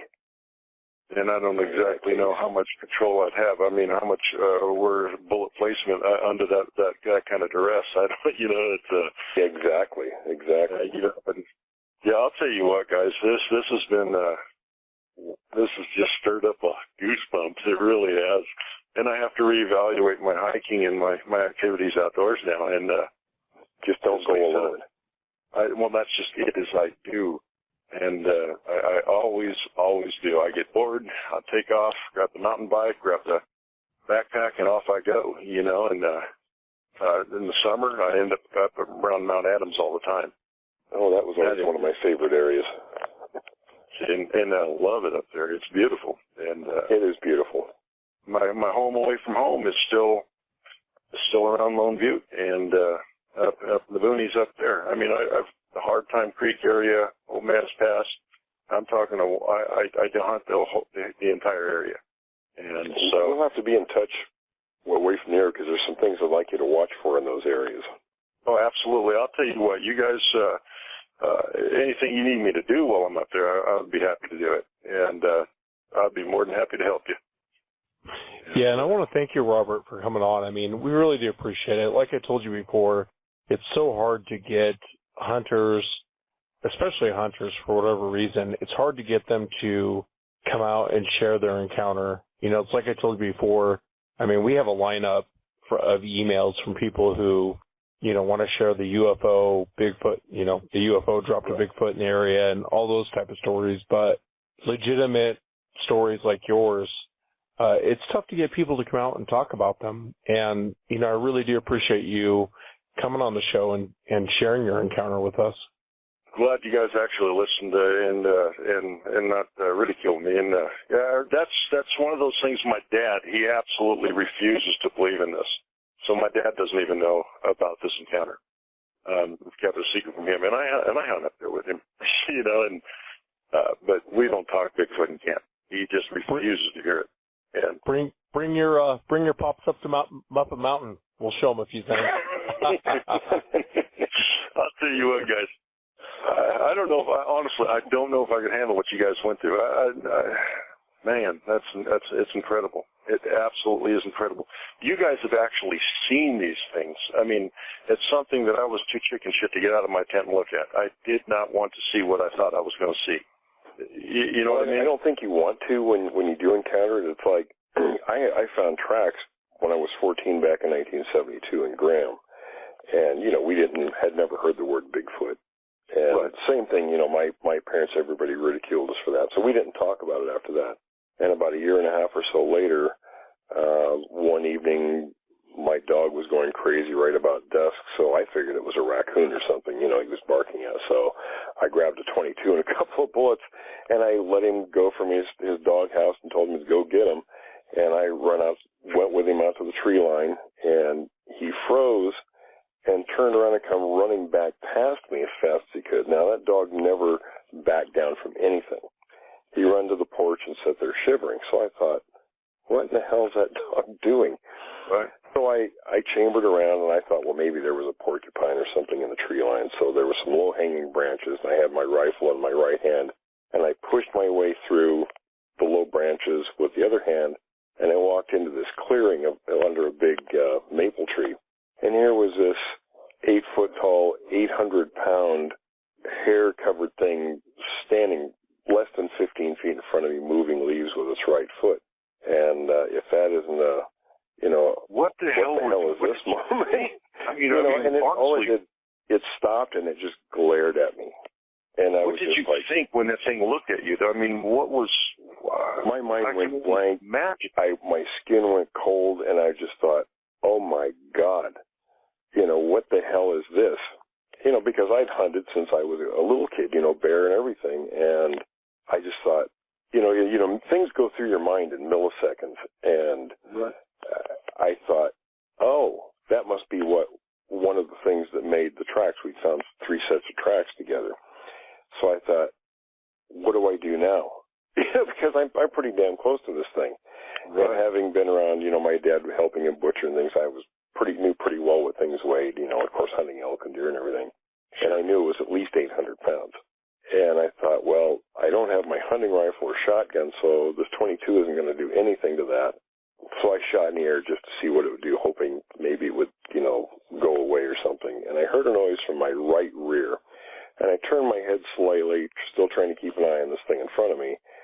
and I heard this thing walk out from behind some brush, and it was another one that walked over and stood next to the first one. It was about a head shorter, a couple 100 pounds lighter, and they just, both of them just glared at me, and it was not a happy look.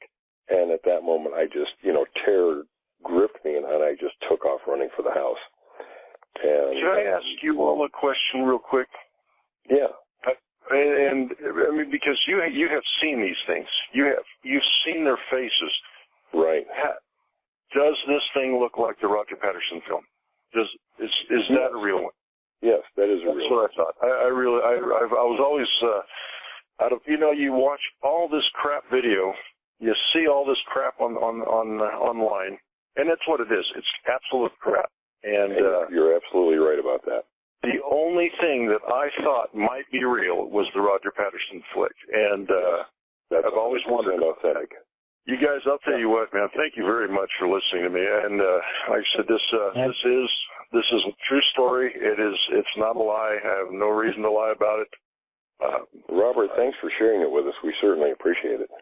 Absolutely. And, if I could help you guys, or if you have any more questions, or if you need me to do some scouting while I'm out, by all means, keep in touch with us. We'll share some information with you, give you a little more education, some real stuff, not the junk that's out there. Right. I'd appreciate that. I really would. Absolutely would. I'd appreciate that. Thank you, guys. And like I said, if there's anything I can do for you, please don't hesitate to ask. And I swear to God, I will never interfere with any of your activities or anything like that. But if you need me to do something, just let me know. Sure. Oh no, we'll talk again. We're going to talk again in the future. I guarantee that. I guarantee that. Yeah. Hey guys, thanks again. I do appreciate it. All right, Robert. Thank you for joining the show tonight, and you have a good night. You too. Have a good night, Robert. Thanks, Robert. Good, solid account. Yeah, really good account. It's tough to come out and share a story. It's really tough to come out and share a story with complete strangers, because you never know how people are going to react. You know what I mean? And it's taken him 27 years to come out and talk about that. So that tells you a lot right there. I'd love to have him back. I think he's a stand-up guy. I believe his story. One of the best interviews we've had so far, I would say. Nope, he was awesome, that's for sure. And I know we burned up a lot of time with his interview, and I wanted to give him time to, as much time as he wanted to come on the air and talk about it. I know we're running really short on time, and I know we wanted to get into the burial sites. Before I get into that, Will, did you see the preview for the $1 million Bigfoot bounty? No, I didn't. I got a clip of the upcoming show I want to play for you guys real quick and get your guys' take on it. But this is the $10 million Bigfoot bounty that's coming to Spike. So tell me what you guys think of this real quick. Hey, everybody. Hey, we're going to get to know each other quite well over the next several weeks. How many people here have seen Bigfoot? How about your sighting? I saw him right on a ridgeline walking nonchalantly through this meadow. He seemed to lean forward. I knew it was not a man. It was way too weird. As I yelled for my brother and my cousin to go get binoculars, I got to observe him for 3 to 5 more minutes just walking very slowly towards this huge dark tree line. What time of day was this? It was right before dusk. Okay. How about anybody else? I've shot and killed 2 of them.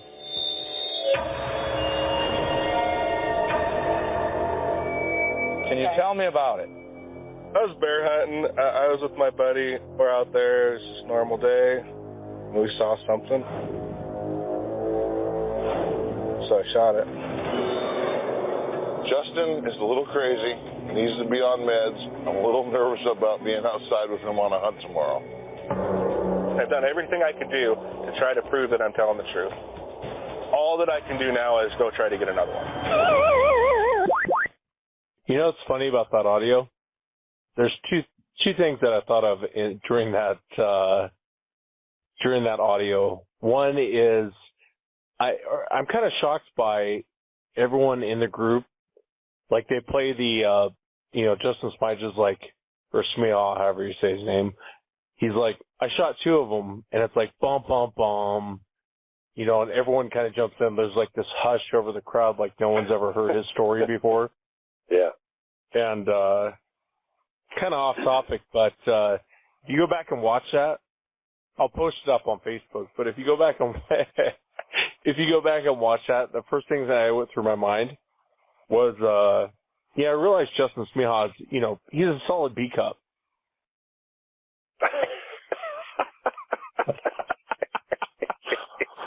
Come on, guy. Really? Really? It's hard to believe that we're a world power after watching. At least a C. That's all I gotta say. He might be a small C. He's definitely a solid B, but he might be a small C cup. Yeah. That guy is so full of crap on his story. You know, I talked to him.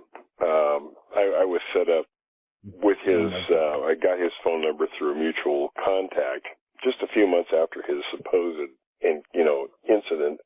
And so I sat and talked to him and made a bunch of notes. And now I look at his story or listen to it and I'm thinking, this guy changed all kinds of stuff.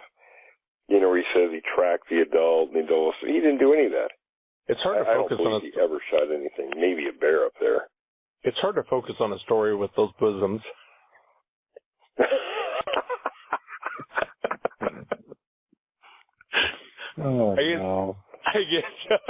I guess there aren't any guy boobs that would ever distract my attention like that. It'd have to be the real thing.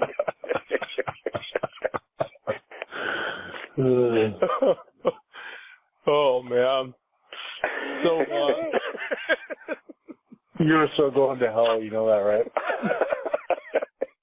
You're so going to hell. So, do you guys think we should cover the Sasquatch burying their dead next time? I think we should do it next time. Yeah. Yeah. Since we burned up a lot of time. I'll dig up a little more information, for some background on it too.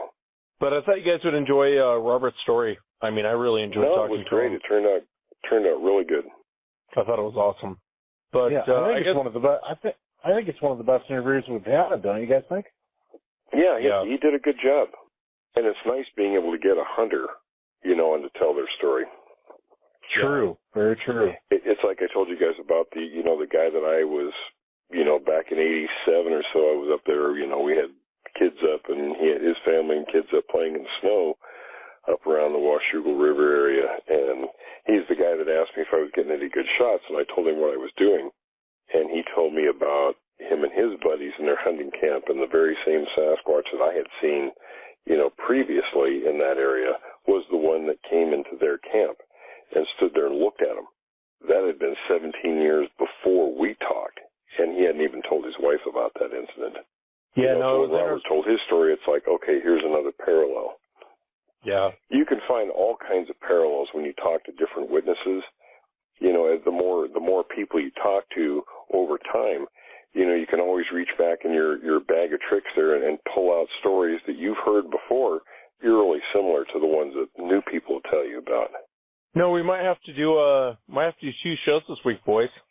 I know we missed out last week, and a lot of people were asking us if we would do 2 shows, but I know we wanted to get to do Sasquatch Bury Their Dead, but I know with Robert's encounter, I didn't think it was going to take that long, but I wanted him to take as much time as he wanted to share his encounter. Good, solid show.